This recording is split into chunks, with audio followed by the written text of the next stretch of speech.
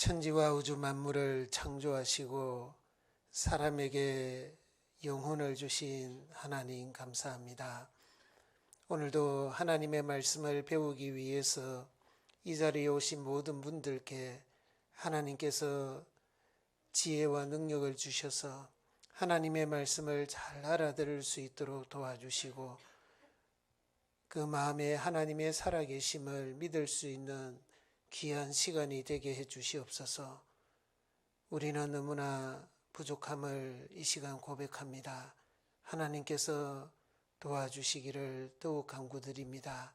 마치는 시간까지 주 성령께서 친히 함께 해 주시기를 간구드리며 우리를 언제나 사랑하시는 우리 주 예수 그리스도 이름으로 기도드렸습니다. 아멘. 네, 다 같이 성경 이사야 41장 말씀을 찾겠습니다. 이사야 41장 성경 천공 16페이지입니다. 이사야 41장 21절에서 24절 말씀입니다. 21절에서 24절 말씀 제가 읽어드리겠습니다. 나 여호와가 말하노니 너희 우상들은 소송을 일으키라. 야곱의 왕이 말하노니 너희는 확실한 증거를 보이라. 장차 당할 일을 우리에게 진술하라. 또 이전 일에 어떠한 것도 고하라. 우리가 연구하여 그 결국을 알리라. 혹 장래사를 보이며 후래사를 진술하라. 너희의 신됨을 우리가 알리라. 또 복을 내리든지 화를 내리라. 우리가 함께 보고 놀라리라. 24절 말씀은 같이 읽겠습니다.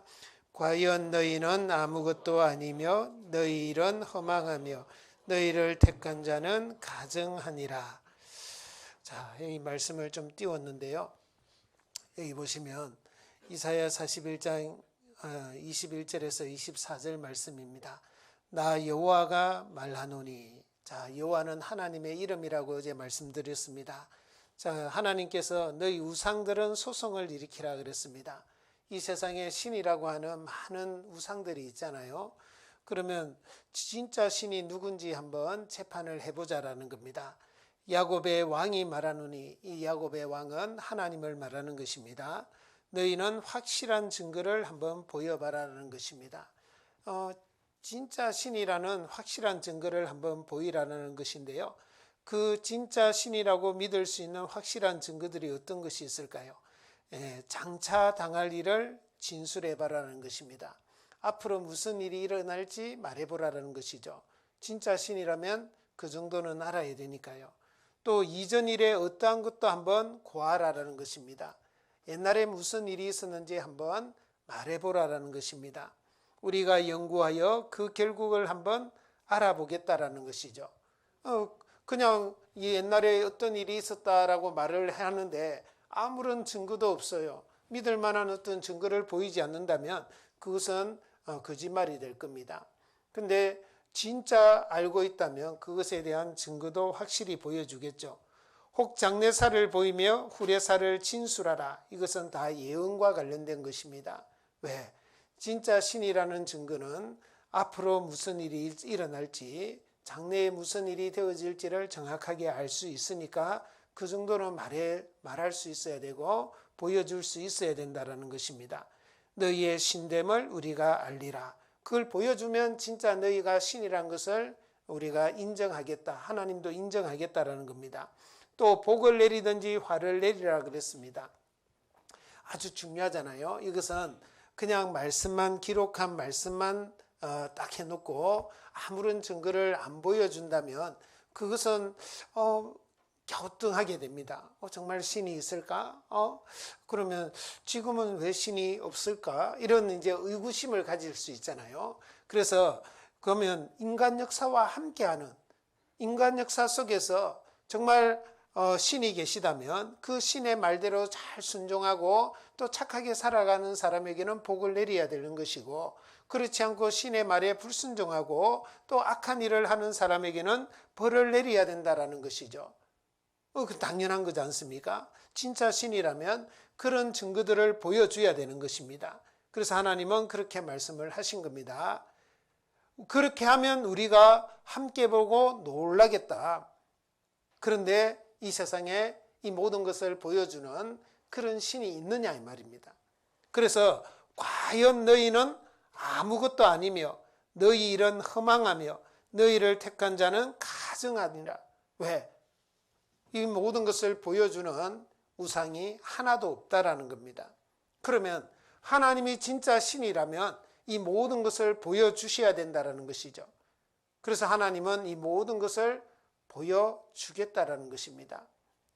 여러분들, 우리는 이 하나님의 말씀을 귀 기울여서 잘 듣기만 하면 사실은 하나님은 우리의 영혼을 살려주신다 그랬고 또 우리에게 영원한 언약을 주신다라고 이사야 55장 3절에 미리 말씀해 놓았습니다. 너희는 귀를 기울이고 내게 나와 들으라. 그리하면 너희 영혼이 살리라. 내가 너희에게 영원한 언약을 세우리니 곧 다윗에게 허락한 확실한 은혜니라 그랬습니다. 여러분들이 하나님의 말씀을 잘 듣기만 하면요, 하나님은 모든 사람에게 영원한 언약, 확실한 은혜를 주시는 겁니다. 이것까지도 약속해 놓으셨는데 우리는 그냥 귀 기울여서 잘 듣기만 하면 됩니다.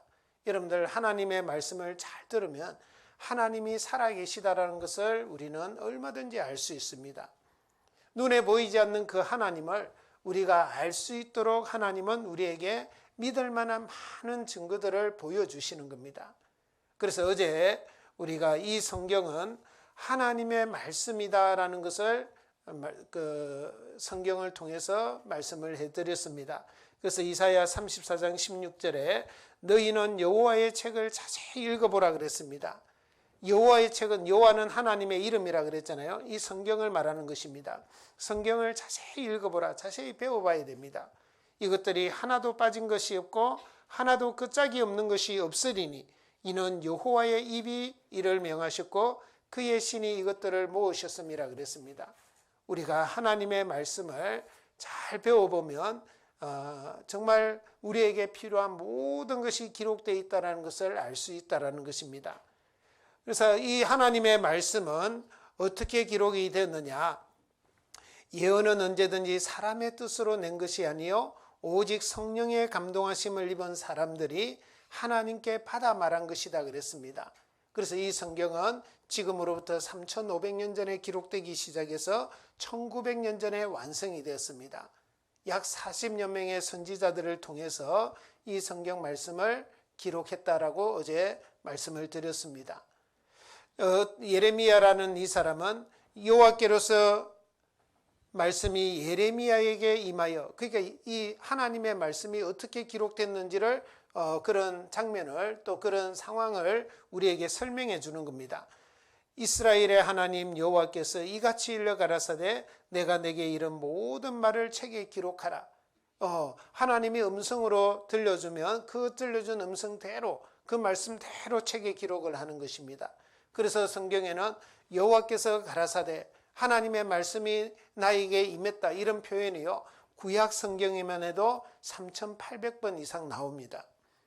이게 자기가 똑똑해서 그 말씀을 기록하는 것이 아닙니다. 하나님께서 일러주는 대로요. 그래서 예레미야 36장 2절에도 보시면요, 너는 두루마리 책을, 둘둘 말렸다 해서 두루마리 책이라 그랬습니다. 두루마리 책을 취하여 내가 내게 말하던 날, 곧 요시야의 날부터 오늘까지 이스라엘과 유다와 열방에 대하여 나의 내게 이런 모든 말을 그것에 기록하라. 이러면서 이제 성경이 기록되었다라는 것을 말씀을 드렸잖아요. 또 어떤 사람에게는 이 요한계시록 1장 10절에서 11절 말씀인데요, 주의 날에 내가 성령에 감동하여 내 뒤에서 나는 나팔 소리 같은 큰 음성을 들으니 가로되 너 보는 것을, 이제 너 보는 것을 책에 써서 에베소, 스무나, 버가모, 두아디라, 사데, 빌라델비아, 라우디게아 7교회에 보내라 하시기로. 자, 여기는 너 보는 것을 그랬습니다. 이 사도 요한에게는 하나님이 마지막 때에 되어질 일을 보여줬다라는 것입니다. 그것을 보고 본 대로 기록해서 7교회에 보내라 이겁니다.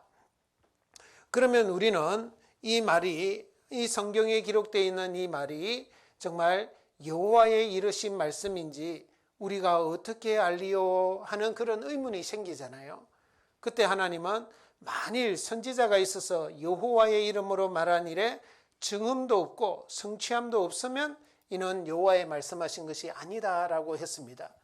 이 성경이 하나님의 말씀이라는 확실한 증거는 증언도 있고 성취함도 있다라는 것입니다. 이 두 가지를 보고 우리가 하나님의 말씀이라는 것을 믿을 수 있다라는 것이죠. 그래서 이 성경은 바로 진리다라고 말씀을 드렸습니다. 진리라는 것은 변하지 않는 것입니다. 3000년 전에도 진리고 1000년 전에도 진리고 지금도 진리고 앞으로도 이 성경은 절대 변하지 않는 66권의 성경을 하나님이 우리에게 주신 것입니다. 3500년 전에도 여전히 이 성경이었습니다. 1900년 전에도 여전히 이 성경입니다. 자, 1000년 전에도 여전히 이 성경입니다. 자, 오늘날에도 여전히 이 성경입니다. 앞으로도 영원히 이 성경, 이 66권 성경이 유일한 겁니다. 왜? 이 성경은 하나님의 말씀이고 절대 변하지 않는 진리로 기록되어 있기 때문에 그렇습니다. 그리고 진리라는 것은 반드시 사실이어야 됩니다. 그래서 이 성경에는 많은 사실들이 기록되어 있는 것이죠. 왜 그런 사실들을 기록해놨느냐? 성경에 어제 말씀드렸던 것처럼 창조에 대한 과학적인 증거, 또 역사적 증거, 영적인 영원한 증거, 이런 증거들이 많이 기록되어 있다라고 말씀을 드렸습니다. 그래서 우리는 어제 창조에 대한 많은 증거들을 봤잖아요. 이 우주에 있는 증거들, 북편하늘에 허공을 폈다라든지 또 묘성과 삼성의 어떤 그런 현상들이라든지 그걸 과학적으로 알기 전에는 사실은 우리 눈으로는 도저히 알 수 없는 그런 내용들을 성경에 미리 기록하신 겁니다. 왜? 그것이 확인되었을 때 이 성경이 하나님의 말씀이 맞다라는 것을 증거해 주시기 위해서 그렇습니다. 또 이 지구에는 땅속은 불로 뒤집는 것 같다. 그것도 3500년 전에 기록하고 과학자들은 1936년에 와서야 그 모든 것을 알게 되었습니다. 또 번개를 하나님은 두 가지 목적으로 주셨다 그랬죠. 하나는 만민을 징벌하시기 위해서, 또 하나는 식물을 풍부히 주시기 위해서. 근데 그 사실이 과학적으로는 1995년도에 와서야 알게 된 겁니다. 자, 그런 사건들, 그런 어떤 내용들이 성경에 왜 기록되어 있느냐? 자, 태초에 하나님이 천지를 창조하시니라 그랬습니다. 하나님이 창조했다라는 것을 하나님이 근거로 보여주는 거죠. 그래서 이사야 40장 26절 말씀인데요. 자, 이 말씀은 같이 한번 읽어보겠습니다. 너희는 눈을 높이 들어 누가 이 모든 것을 창조하였나 보라. 주께서는 수혜대로 만상을 이끌어내시고 각각 그 이름을 부르시나니 그의 권세가 크고 그의 능력이 강함으로 하나도 빠짐이 없느니라. 너희는 눈을 높이 들어 누가 이 모든 것을 창조하였나 보라 그랬습니다.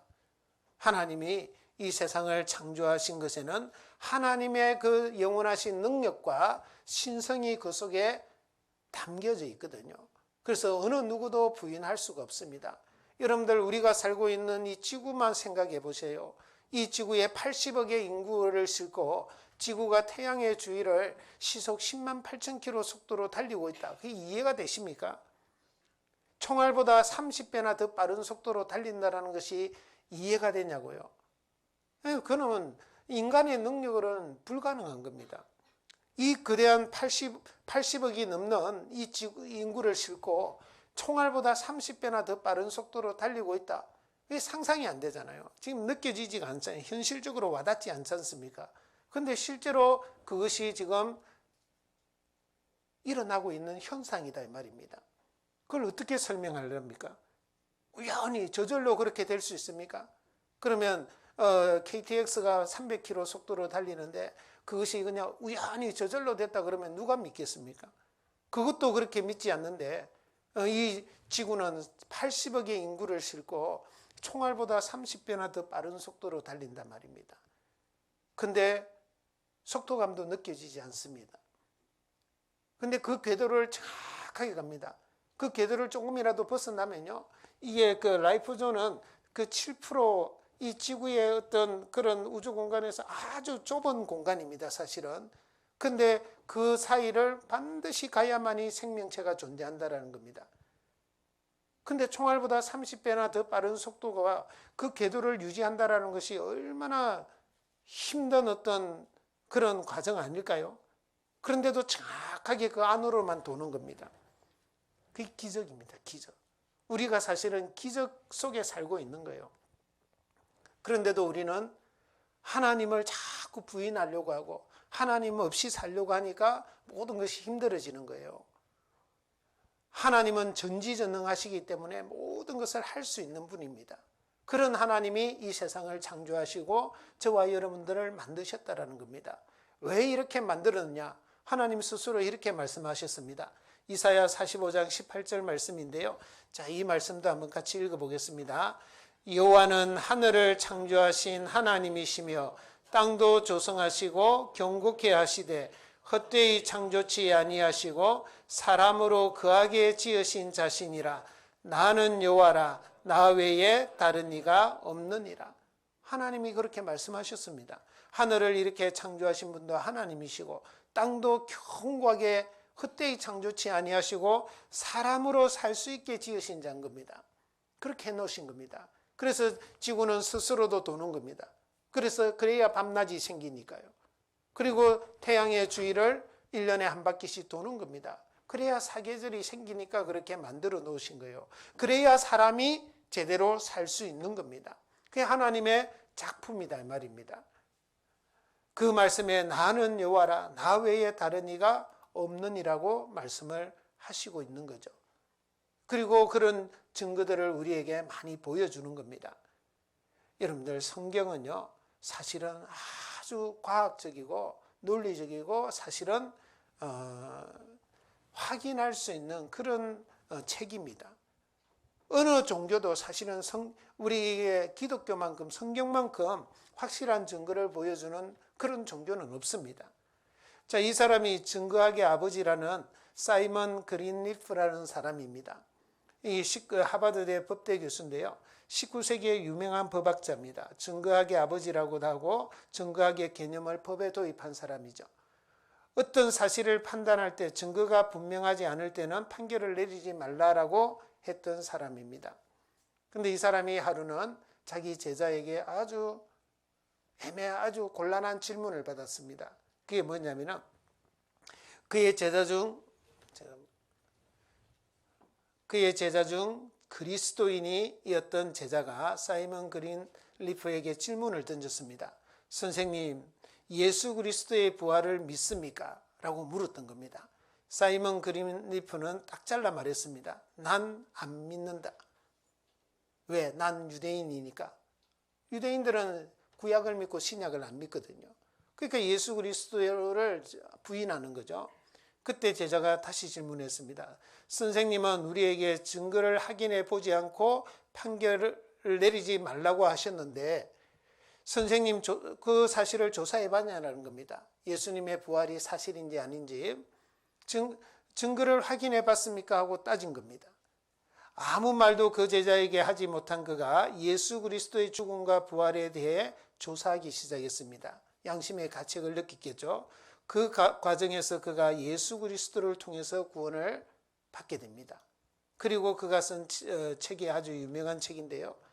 자, 그가 썼던 그 유명한 예수 그리스도의 부활을 변증하는 책이 바로 복음서 기자들의 증언이라는 책입니다. 예수 그리스도의 부활이 사실이라는 것을 법적인 입장에서 변증하는 책인 것입니다. 그가 말하기를 기독교는 세상에서 입증 가능한 종교다라고 말했습니다. 입증 가능하다 이 말이에요. 얼마든지 우리가 정말 확인해 볼 수 있다는 거죠. 성경은 근거로 말하기 때문입니다. 사람들이 정직하게 마음을 열고 그 증거들을 확인한다면 그 증거들을 받아들이는 것 말고는 다른 도리가 없다라는 것입니다. 정말 우리가 정말 마음을 열고요. 이 성경을 배우기만 하면 누구든지 믿을 수 있는 그런 증거들은 많이 있다라는 것입니다. 자, 어제는 우리가 창조에 대한 증거를 중심적으로 배웠고요. 자, 오늘은 이제 역사적인 어떤 증거들, 를 좀 중심으로 배우고자 합니다. 성경은 역사적으로도 사실이다. 그래서 하나님 아까 이사야 지금 펴놓았죠. 41장 21절을 다시 한번 봅니다. 나 여호와가 말하노니 너희 우상들은 소송을 일으키라. 야곱의 왕이 말하노니 너희는 확실한 증거를 보이라. 장차 당할 일을 우리에게 진술하라. 그 다음 같이 읽겠습니다. 또 이전 일에 어떠한 것도 고하라. 우리가 연구하여 그 결국을 알리라. 됐습니다. 또 이전 일에 어떠한 것도 한번 고해보라 그랬습니다. 옛날에 무슨 일이 있었는지 한번 말해보라라는 겁니다. 그래서 우리가 연구해서 그 결국이 맞는지 안 맞는지 한번 알아보겠다라는 겁니다. 아주 중요한 질문 중에 하나고 아주 중요한 또 내용 중에 하나입니다. 옛날에 무슨 일이 있었는지 한번 말해봐라. 그리고 그것이 맞는지 안 맞는지 우리가 한번 확인해 보겠다. 자, 성경에도 그래서 옛날에 무슨 일이 있었는지를 많이 말씀하고 있습니다. 그리고 그것이 맞는지 안 맞는지 우리 보고 확인해 보라는 겁니다. 확인해 보고 맞으면 어떻게 하라는 거예요? 아, 하나님의 말씀이구나라고 인정하고 믿으라 이 말입니다. 그냥 무조건 믿는 게 아닙니다. 성경은 그 어디에도 무조건 믿으라는 말이 없습니다. 그냥 대놓고 뭐 덮어놓고 무조건 믿는 것은 뭐라 그랬죠? 그거는 미신이고 맹신입니다. 미신자, 맹신자 하나님 원치 않습니다. 어떤 사람은 광신자를 하나님이 좋아하시나 보다 그러는데 천만의 말씀요.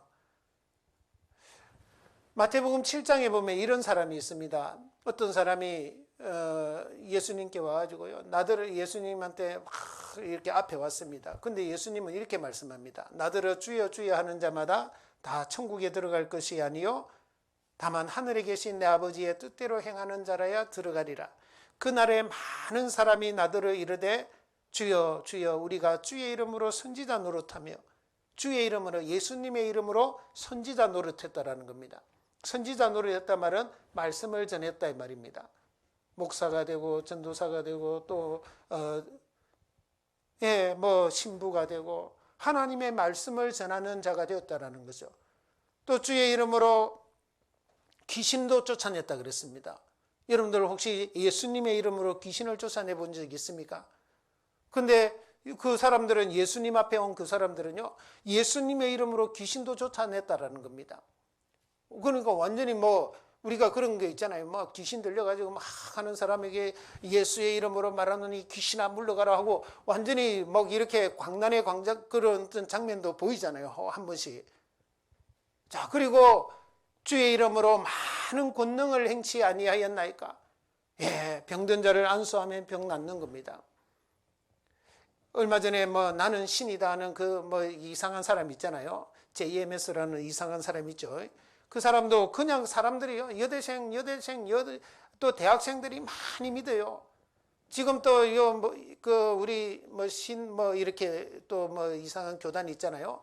거기도 가면 대학생들이 그렇게 많이 믿어요. 여기 혹시 있으면 죄송합니다.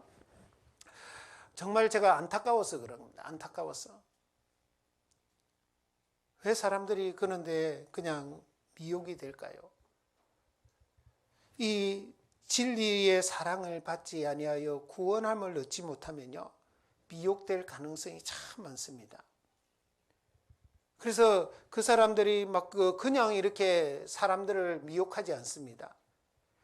병든 사람을 낫게 해주고 정말 또 자기가 기도해주면 어떤 복을 받기도 하고 돈을 많이 벌기도 하고요. 희한합니다. 그런 능력이 나타납니다. 그런 능력에 쫓아서 기적을 보고 어떤 이적을 보고 쫓아가면요. 하나님이 악하고 음란한 세대가 표적을 구한다 그랬거든요. 악하다 이 말이에요.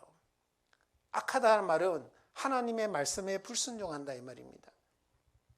음란하다 이 말은요. 예를 들어서 돈만 주면 쭉 따라가는 예를 들어서 여자나 남자들 있잖아요. 그 음란한 거잖아요. 예, 그것처럼 영적으로 이 기적 저 기적 나타나는 거 쭉 따라다니는 그 사람들은요. 정말 하나님에 대한 어떤 제대로 올바른 믿음을 가지지 않고 살아가는 겁니다. 하나님에 대한 올바른 믿음을 가지면요. 하나님의 말씀을 사모하게 되어 있습니다. 하나님의 말씀에 근거한 믿음을 가지게 되어 있습니다. 왜? 요한복음 1장 1절에는 태초에 말씀이 계시니라. 이 말씀이 하나님과 함께 계셨으니 이 말씀은 곧 하나님이시니라 그랬습니다. 이 말씀이 하나님 자신이다 이 말이에요. 그러니까 말씀대로 우리가 올바른 믿음을 가지잖아요. 그 믿음이 가장 큰 믿음입니다. 내가 어떤 기적을 보고 믿는 것은요, 그거는 잘못될 가능성이 아주 많습니다. 내가 어떤 열심히 한다고 해서 좋은 믿음이 아닙니다. 하나님은 요한계시록 3장에 보면요, 내가 적은 능력을 가지고 내 말을 지켰은즉 그걸 칭찬합니다. 내가 적은 능력을 가지고도 내 말을, 하나님의 이 말씀을 지키는 것을 가장 소중하게 생각합니다. 그래서 로마서 10장 17절에는 그러므로 믿음은 들음에서 나며 들음은 그리스도의 말씀으로 말미암았느니라 그랬거든요. 믿음은 어떻게 가질 수 있느냐, 어떻게 생길 수 있느냐, 들어야 된다 그랬어요. 무엇을? 그리스도의 말씀을요. 그리스도의 말씀이 뭐죠? 바로 이 성경입니다. 믿음도 그리스도의 말씀을 들어야 생기고요. 그리고 영생도 이 성경을 배워야 얻을 수 있는 겁니다. 그래서 이 성경을 주신 거예요. 아무리 내가 하나님을 위해서 막 큰 일을 해도 하나님 그 자칫하면요, 나 너 모른다라고 할 수 있단 말입니다. 그래서 그 아까 나더러 주여 주여 하는 자마다 다 천국에 들어갈 것이 아니요 다만 하늘에 계신 내 아버지의 뜻대로 행하는 자라야 들어가리라 그랬잖아요. 그러면서 그 사람들이 선지자 노릇하고 귀신을 쫓아내고 많은 권능을 행했는데요, 그래 반문했습니다. 근데 예수님이 뭐라고 하신 줄 아십니까? 내가 너희를 도무지 알지 못하니 불법을 행하는 자들아 내게서 떠나가라 하리라 그랬거든요. 그 사람들 예수님이 모른다 그랬어요. 여러분들, 우리가 하나님을 제대로 믿으려면 성경대로 믿어야 됩니다. 성경대로만 믿으면요, 하나님은 절대 자신을 부인하지 않습니다. 나 너 모른다 그렇게 하지 않는다 이 말입니다. 그런데 이스라엘 백성들도 결국은 나중에 막 온갖 이렇게 어려움을 다 겪게 되고 하나님 앞에 많은 어떤 벌을 받게 되는데요, 하나님이 그럽니다. 왜 그들이 그렇게 됐느냐? 지식이 없어서 망했다 그랬습니다. 무엇에 대한 지식이 없어서 망했냐? 하나님에 대한 지식이 없어서 망했다 그랬거든요. 열심은 대단했다 그랬어요. 저희가 하나님께 열심은 있으나 지식을 좇은 것이 아니라 하나님의 의를 모르고 자기 의를 세우려고 힘써 하나님의 의를 복종치 아니하였다 그랬거든요. 그래서 우리가 이 성경을 정말 제대로 알고 성경대로 믿는 것을 여러분들이 원해야 됩니다. 누구든지 그래야 됩니다. 하나님이 그것을 원하는 겁니다. 성경대로 여러분들 성경에 많은 믿을 만한 증거들을 하나님이 주시는 거예요. 그걸 마음속으로 쭉 들으면서 그렇구나, 성경이 사실이구나, 성경대로 맞구나, 그러면요, 나도 모르게 이 마음속에서 믿음이라는 것이 생기게 돼 있습니다. 하나님이 그렇게 믿도록 해주시는 겁니다. 자, 특별히 오늘 이제 이 역사와 관련돼서 우리가 만약에 그 타임머신을 타고요, 만약에 과거를 여행할 수 있다면 여러분들 어디로 제일 먼저 가고 싶습니까? 이 인류 역사의 시작이 어떻게 됐는지, 자, 우리 인류의 조상이 누군지 정말 궁금하지 않습니까? 아마 그 거리로 가고 싶을 겁니다. 그런데 사실은 성경은 그 모든 것에 대한 답을 주고 있습니다. 창세기 1장은 천지 창조하는 내용을 기록하고 있습니다. 창세기 2장과 3장은요, 최초의 인간에 대한, 우리 조상에 대한 이야기가 기록되어 있습니다. 자, 오늘은 우리 조상들이 살았던 그 에덴 동산에 대한 부분을 좀 먼저 보겠습니다. 창세기 2장입니다. 창세기 2장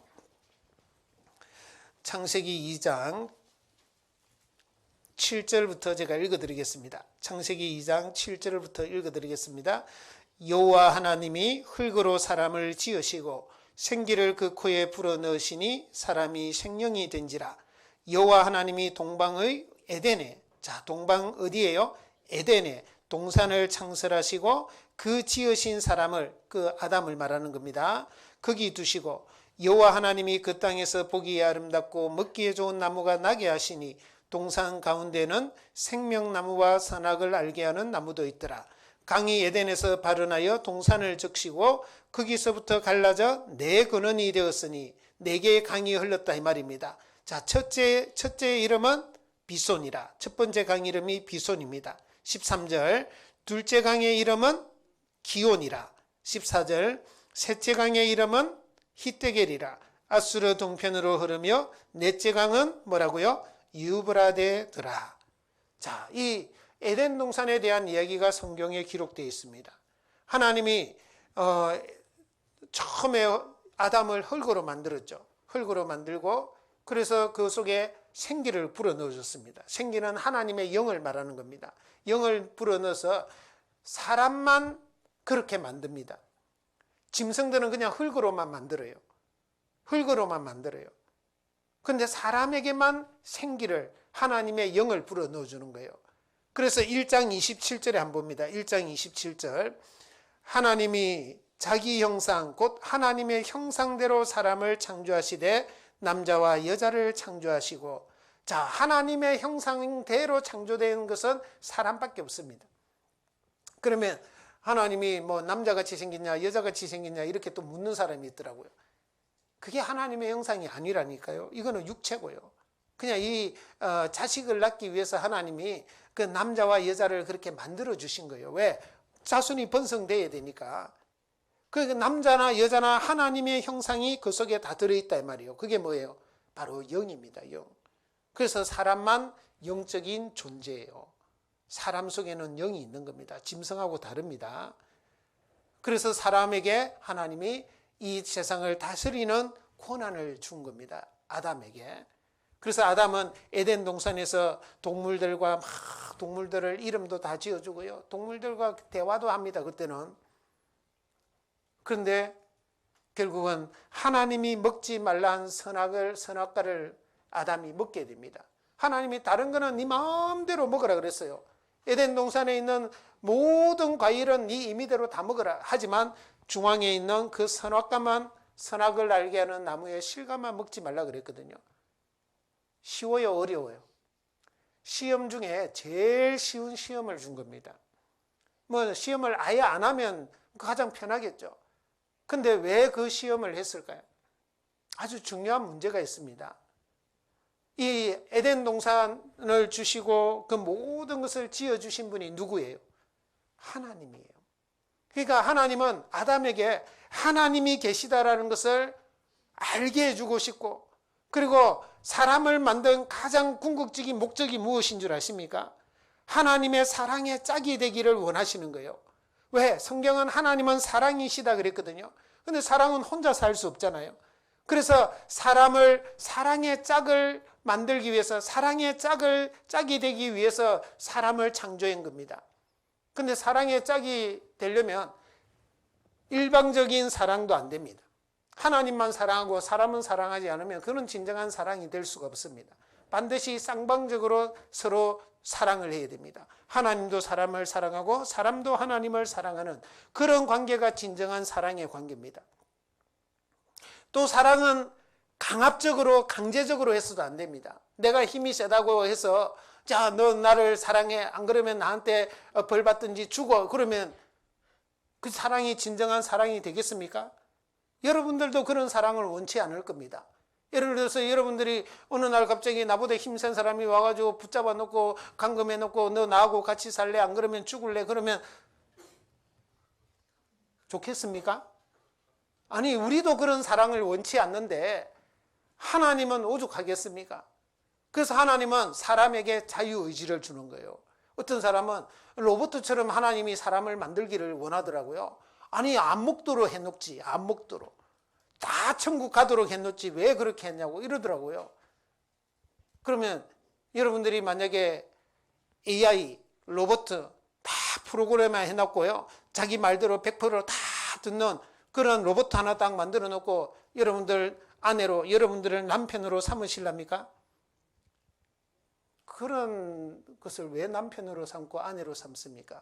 그냥 종으로 부려먹으면 되죠. 하나님은 지금 사람을 사랑의 짝으로 지금 되기 위해서 만드신 거예요. 그러면 사랑의 짝이 되기 위해서는 내가 진심으로 정말 자원해서 내 스스로 선택을 해야 됩니다. 그 사랑을. 그래서 하나님은 우리를 이 세상에 70년, 80년 살게 하시는 그 기간을 두신 것은 그 자유의지를 가지고 하나님의 사랑을 받아들이기를 원하시는 거예요. 그 기간을, 그 기회를 주시는 거예요. 그래서 어떤 사람은 그 하나님의 사랑을 좀 일찍 이렇게 받아들이는 사람도 있습니다. 뭐 젊었을 때 10대 때 받아들이는 사람도 있고 20대에 받아들이는 사람도 있습니다. 저도 20대에 받아들였습니다. 여러분들도 아마 10대나 20대에 주로 받아들였을 겁니다. 근데 대부분의 많은 사람은 또 40대, 50대, 60대 죽기 전에 또 받아들이는 사람도 있습니다. 하나님이 그 기한을 딱 정해놓고 이렇게 한 것은 기회를 주는 겁니다. 기회를 주기 때문에 그때까지는 사실은 어떤 사람은 저런 사람 왜 하나님 있으면 안 잡아가나? 저런 사람을 왜 가만히 살려두느냐고 그렇게 이야기하는데요. 여러분들 성경을 몰라서 그렇습니다. 성경은 이미 그런 내용도 다 기록을 해놓고 있습니다. 왜 악한 일의 징벌이 속히 실행 안 되느냐? 하나님이 그 사람에게도요, 모든 사람에게 다 공이 똑같습니다. 기회를 주는 거예요. 기회를. 최대한 기회를 많이 줍니다. 왜? 아무도 하나님은 멸망치 않고 다 회개해서 천국 가기를 원하시거든요. 하나님의 사랑을 다 받아들여서 정말 모든 사람이 다 천국 가기를 하나님이 원하세요.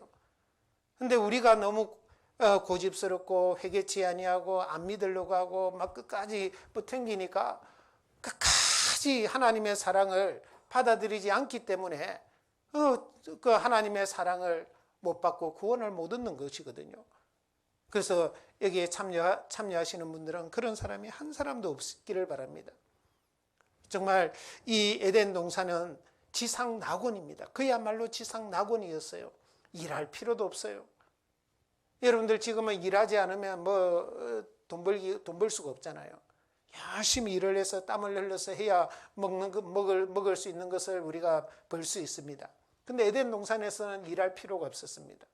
병도 없습니다. 슬픈 일도 없습니다. 정말 지상 낙원이었습니다. 하나님이 그런 세상을 만들어줬거든요. 근데 아담이 스스로 하나님의 법을, 하나님의 말씀을 어겨버립니다. 선악과를 먹어버립니다. 자기 아내의 말을 듣고 먹어버립니다. 그래서 하나님이 그 에덴 동산에서 아담과 하와를 쫓아냅니다. 그리고 이제는 땅도 저주를 받습니다. 왜?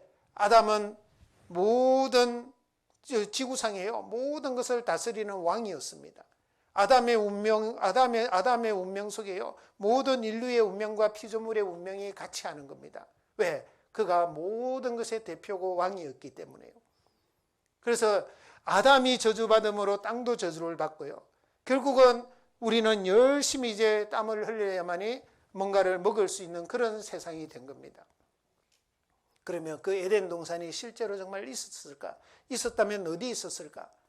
자, 여기 이제 보시면요. 아담과 하와가 살았다라는 그곳을 사실 고고학적으로 이미 다 찾아냈습니다.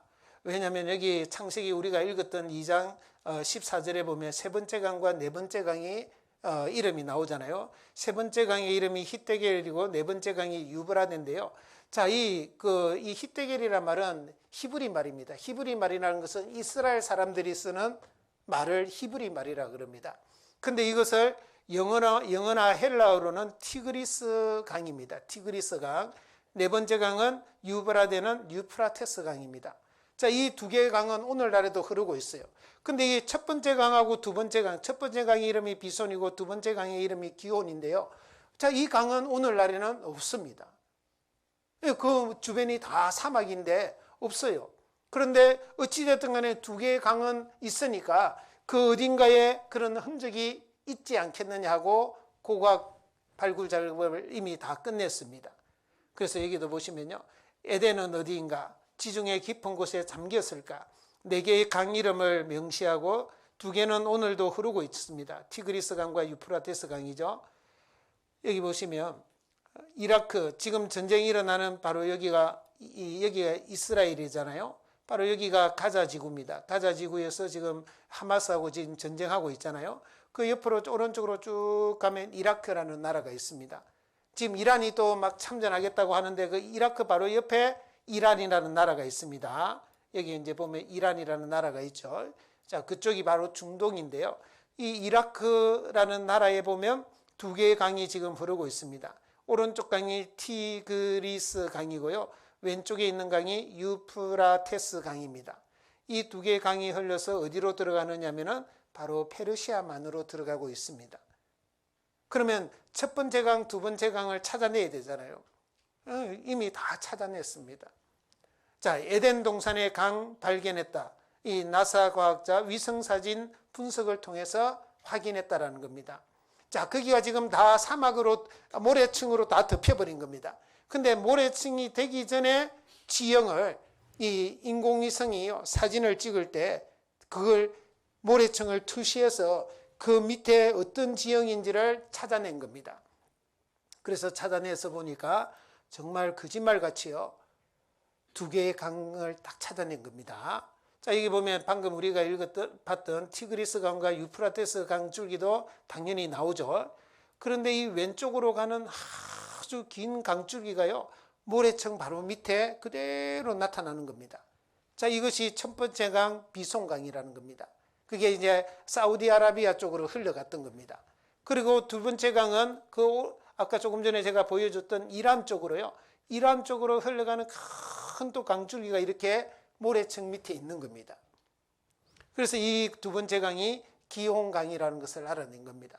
그래서 네 개의 강을 다 찾아낸 거예요. 그래서 여기 에덴 동산은 바로 이 페르시아만이 있었던 이곳이 에덴 동산의 옛자리라는 것을 찾아낸 겁니다. 이렇게요. 이렇게 네 개의 강이 흘렀다는 것입니다. 성서 속 에덴 동산은 바로 이곳이다. 에덴 동산은 메소포타미아에 뭐라고요? 있었다.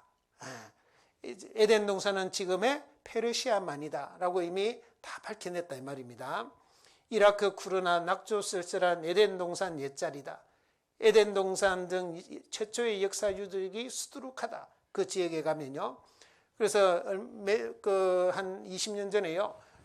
미국하고 이라크하고 전쟁했잖아요. 그때 이제 포탄이 막 날아들고 이렇게 엄청 전쟁이 심하게 일어났습니다. 그때 인류 최초 문명 무너진다. 에덴 동산, 바벨탑, 노아의 무대 등 이라크 내 유적 1만여 곳이 있는데 그 포탄과 총탄과 뭐 여러 가지로 인해서 지금 무너지고 있다라고 지금 한탄하고 있는 겁니다. 자, 그러면 에덴 동산이 어떻게 됐느냐? 성경은 이렇게 말씀합니다. 내가 너로, 자, 에스겔 31장 16절 말씀인데요. 내가 그로 구덩이에 내려가는 자와 함께 음부에 떨어뜨리던 때에 열국으로 그 떨어지는 소리를 인하여 진동하게 하였고, 같이 읽겠습니다. 물대임을 받은 에덴의 모든 나무 곧 레바논에 뛰어나고 아름다운 나무들로 지하에서 위로를 받게 하였느니라. 자, 에덴의 모든 나무, 에덴 동산에 있었던 모든 나무가 뛰어나고 아름다운 나무들이었다라는 겁니다. 나무가 얼마나 크고 얼마나 아름다웠으면요, 나무를 보고 뛰어나고 아름답다라고 했겠습니까? 근데 그런 나무와 그런 것이 에덴 동산이 지하에서 위로를 받고 있다라는 겁니다. 지하로 내려갔다라는 것이죠. 자, 그리고 31장 18절에도 보시면요, 빨간 글씨만 한번 같이 읽어보겠습니다. 너의 영화와 광대함이 에덴 모든 나무 중에 어떤 것과 같은고, 그러나 내가 에덴 나무와 함께 지하에 내려갈 것이요. 자, 너의 영화와 광대함이 이 바벨론 제국을 다스렸던 바벨론 왕에게 지금 하는 말이거든요. 바벨론 제국이니까 어리어리한 영화와 광대함을 가지고 있잖아요. 근데 그거, 야, 너 에덴 동산 나무에 비하면 그거 별것 아니다 이 말이에요. 그 에덴 동산에 있었던 나무들이 얼마나 광대했으면요, 이런 표현을 하겠습니까? 그러면서 내가 에덴 나무와 함께 지하에 내려갈 것이요 라고 말씀하고 있습니다. 에덴 동산이 지하에 내려갔다라는 것을 성경은 증거하고 있는 것입니다. 그래서 페르시아만이 있는 그곳이 바로 에덴 동산의 옛자리인데 그 에덴 동산이 지하로 내려갔다라는 것입니다. 그래서 하나님은 거기에서 에덴 동산이 있었다라는 것을 우리에게 증거로 보여줍니다. 자, 보시면요, 에덴 동산에 있었던 나무들이 얼마나 광대하고 아름답고 뛰어났는지 지금도 이런 나무들이 있습니다. 남아 있습니다. 미국 세콰이어 파크에 가면 어떤 큰 나무는요, 한 10사람 이상이 안아야만이 안을 수 있는 그런 나무들이 즐비해 있습니다. 세콰이어 나무라고 하죠. 자, 이런 나무들이 지금도 있습니다. 근데 에덴 동산에는 그보다도 더 크고 아름다운 아마 나무일 겁니다. 그런 나무와 또 그런 동물들이 함께 그 지하로 내려간 겁니다. 그래서 석유는 노아 홍수 때 동식물이 묻혀서 생성된 것이다. 그래서 이렇게 땅 속에 갑자기 이렇게 지진이나 어떤 천지 지변으로 인해서 일어나면요, 땅 속에 확 갑자기 묻히면 짐승이나 나무들이 갑자기 묻히면요, 거기에서 이제 석유가 생성이 되게 되는 겁니다. 그래서 여기 페르시아만이 있는 이 지역이 세계 석유 생산량의 약 70%가요 여기서 생산되고 있습니다. 이게 우연이냐 말입니다. 왜 그 많은 땅을 놔두고 하필이면 이 에덴 동산이 있었던 이 옛 자리에 이렇게 석유가 많이 나오는 것일까요? 성경은 이전 일에 어떠한 것도 고하라, 우리가 연구하여 그 결국을 알겠다, 알아보겠다 그랬잖아요. 하나님은 이전 일에 이런 일이 있었다, 에덴 동산에서 사람을 살게 했다, 그리고 에덴 동산에서 그 사람이 범죄함으로 쫓겨났다, 그리고 에덴 동산은 지하로 내려갔다. 거기에서 끝난 것이 아니지 않습니까? 에덴 동산이 지하로 내려갔다라는 증거로 거기에서 지금 많은 석유가, 천연가스가 거기에서 지금 생산되고 있는 겁니다. 이게 우연이냐 말입니다. 아닙니다. 성경이 하나님의 말씀이라는 것을 우리에게 증거로 남겨주시는 거예요. 그뿐만 아닙니다. 여기 보시면 사도행전 17장 26절 말씀인데요, 같이 한번 읽어보겠습니다.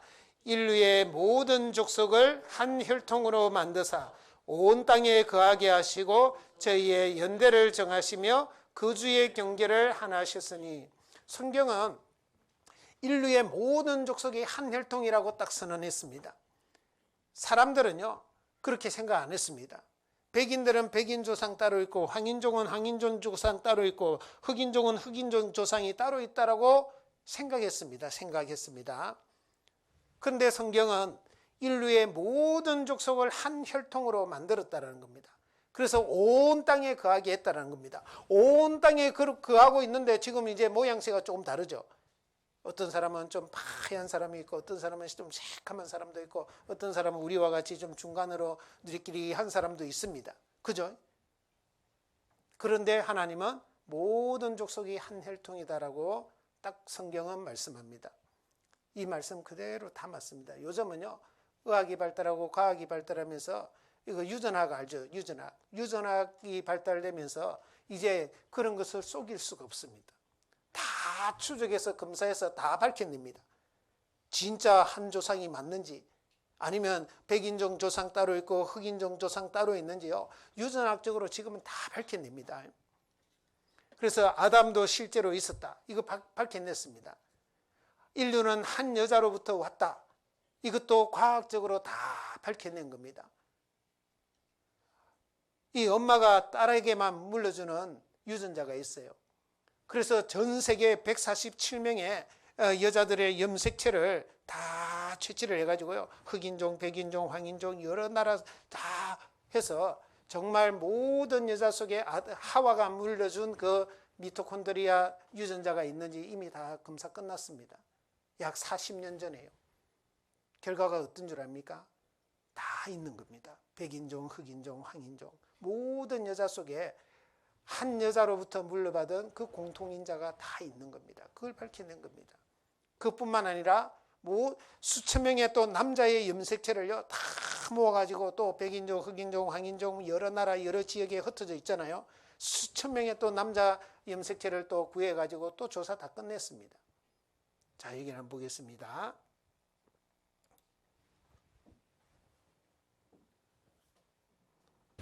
태초에 하나님이 천지를 창조하시고 가라사대 우리의 형상대로 사람이 되라 하셨다. 성서에서는 그를 아담이라 했고 우리 모두의 조상이라고 했다. 그래서 유전학적 아담을 찾아보기로 했다. DNA에 들어있는 작은 단서가 지구상에 살고 있는 모든 남자들과 인류의 공통조상인 한 남자를 연결하고 있다. 그래서 과학적, 유전학적으로 증명된 아담을 찾아보기로 했다. 지구상에 존재하는 모든 인간에게 DNA를 제공한 최초의 인류.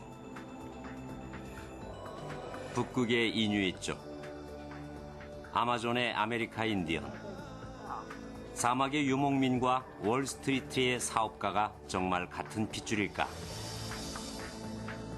내셔널 지오그래픽 소속의 유전학자 스펜서 웰즈가 아담을 찾는 작업을 지휘하기로 했다. 한편 파테섬의 그 남자에게서 나온 Y 염색체는 마지막 단서를 제공하고 있었다. 이 Y 염색체를 전 세계에서 채취한 수천 명의 염색체와 비교했다. 그 결과 엄청난 사실을 발견했다. 모든 Y 염색체에 존재하고 있으며 현재 전 세계 모든 남자들에게 있는 변종을 찾아낸 것이다. 우리가 찾고 있던 공통의 변종이었다. 우리는 DNA 추적을 통해 나무의 뿌리에 도달할 수 있었다. 모든 가지가 한 남자, 한 Y 염색체와 연결돼 있었다. 여러분들, 성경은 사실입니다. 성경이 과학이 발달하고 의학이 발달하고 고고학적인 많은 증거들이 나오면 나올수록요, 성경이 사실이라는 것을 더 밝혀냅니다. 만약에 성경이 흑우고 지어낸 책이라면 절대 그럴 수가 없습니다. 자, 그리고 창세기 6장을 한번 보겠습니다. 아주 또 중요한 사건이 하나 더 있는데요.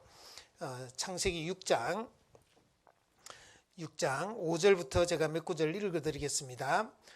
여호와께서 사람의 죄악이 세상의 관영함과 그 마음의 생각의 모든 계획이 항상 악할 뿐임을 보시고 땅 위에 사람 지으셨음을 한탄하사 마음에 근심하시고 가라사대 나의 창조한 사람을 내가 지면에서 쓸어버리되 사람으로부터 육축과 기는 것과 공중의 새까지 그리하리니 이는 내가 그것을 지었음을 한탄함이니라 하시니라. 그러나 노아는 여호와께 은혜를 입었더라. 노아의 사적은 이러하니라. 노아는 의인이요 당시의 완전한 자라. 그가 하나님과 동행하였으며 그가 세 아들을 낳았으니 셈과 함과 야벳이라. 때에 온 땅이 하나님 앞에 패괴하여, 패괴했다 말은 타락했다 이 말입니다. 강포가 땅에 충만한지라. 그 다음에 14절입니다. 14절. 너는 잣나무로 너를 위하여 방주를 짓되 그 안에 간들을 막고, 간이라는 것은 칸을 말합니다. 간들을 막고 역청으로 그 안팎에 칠하라. 그 방주의 제도는 이러하니 장이 300규빗, 광이 50규빗, 고가 30규빗이며 거기 창을 대 위에서부터 한 규빗에 내고 그 문은 옆으로 내고 상중하 3층으로 할지니라. 자, 저를 한번 보시기 바랍니다. 이제 에덴 동산에서 쫓겨나고 나서 사람들이 많이 번성하기 시작했습니다. 그래서 하나님이 그들을 이게 정말 흩어져서 잘 살아라 그랬거든요.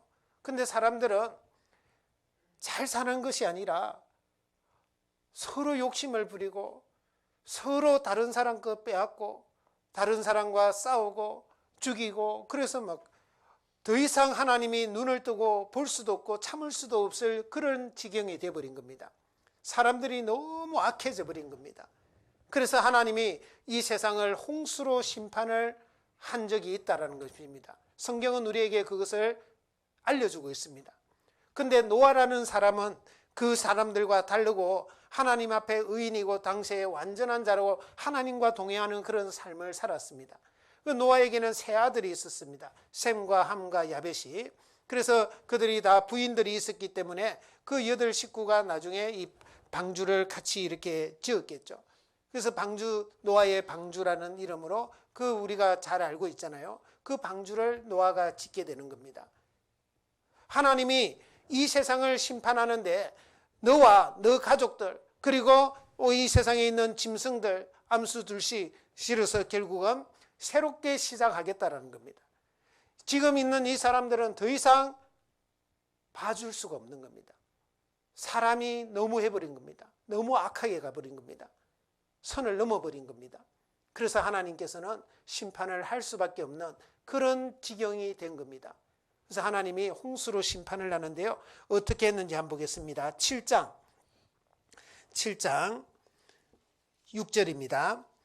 홍수가 땅에 있을 때에 노아가 600세라 노아가 아들들과 아내와 자부들과 함께 홍수를 피하여 방주에 들어갔고 정결한 짐승과 부정한 짐승과 새와 땅에 기는 모든 것이 하나님이 노아에게 명하신 대로 암수 둘씩 노아에게 나와 방주로 들어갔더니 7일 후에 홍수가 땅에 덮이니 노아 600세 되던 해 2월 곧 그달 17일이라 그날에 큰 기품의 샘들이 터지며 하늘의 창들이 열려 40주야 40일 밤낮으로 이 말입니다. 40주야를 비가 땅에 쏟아졌더라.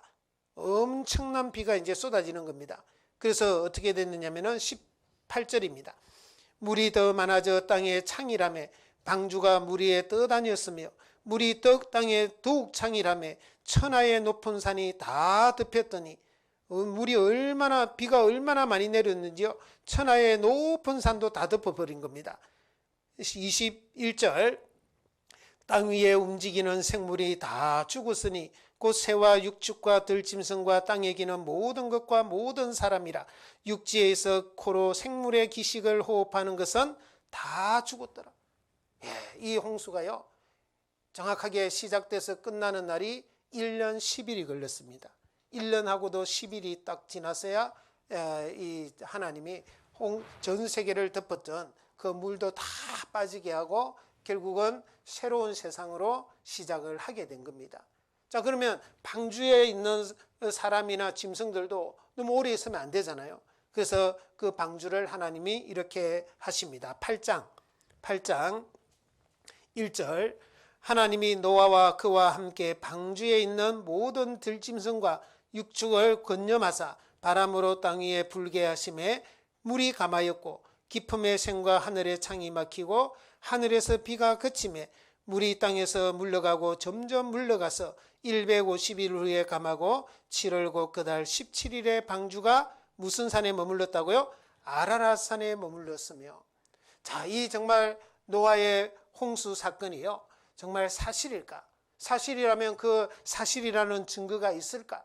우리가 한번 그것만 잠깐 좀 보고요 잠깐 휴식을 취할 건데 자, 이 장면을 한번 보십시오. 자, 창세기 8장 방금 우리가 읽었던 8장 3절에서 4절에 보면 방주가 아라랏산에 머물렀다 그랬거든요. 자, 지금도 이 아라랏산은 그대로 이름도 아라랏산입니다. 아라랏 마운틴이죠. 해발 5,165m입니다. 터키와 아르메니아 그 국경지대에 있는 아주 높은 산입니다. 그런데 산이 높고 험하기 때문에 이 오른다는 것도 상당히 힘든 그런 산입니다. 근데 그곳에서 인공위성이 발단이 돼서요. 그곳에 정말 괴물체가 있다. 정말 노아의 방주일지도 모르는 그런 물체가 발견되기 시작한 겁니다. 물론 그전에도 사람들은 아라랏산에 방주가 머물렀다고 성경에 기록되어 있으니까 많은 탐험가들과 이 성경을 연구하는 사람들이 올라가기도 했습니다. 근데 결정적인 어떤 증거들을 이렇게 확보하기는 참 어려웠습니다. 근데 오늘날에는 인공위성이 발달되어 있기 때문에요. 인공위성의 도움으로 노아의 방주가 있는 곳을 찾아낸 겁니다.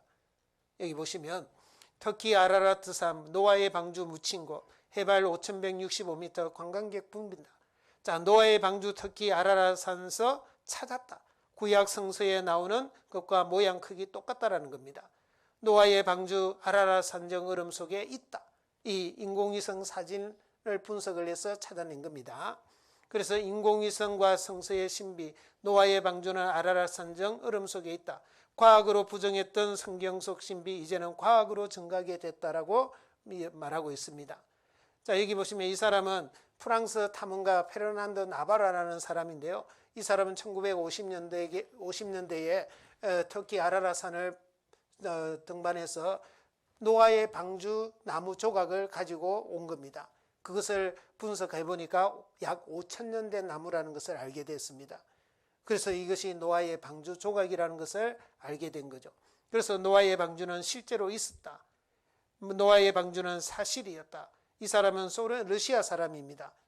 그전에는 소련이었죠. 소련 사람인데 실제로 이제 아라랏산을 비행하다가 노아의 방주를 봤다라고 증언하기도 했습니다.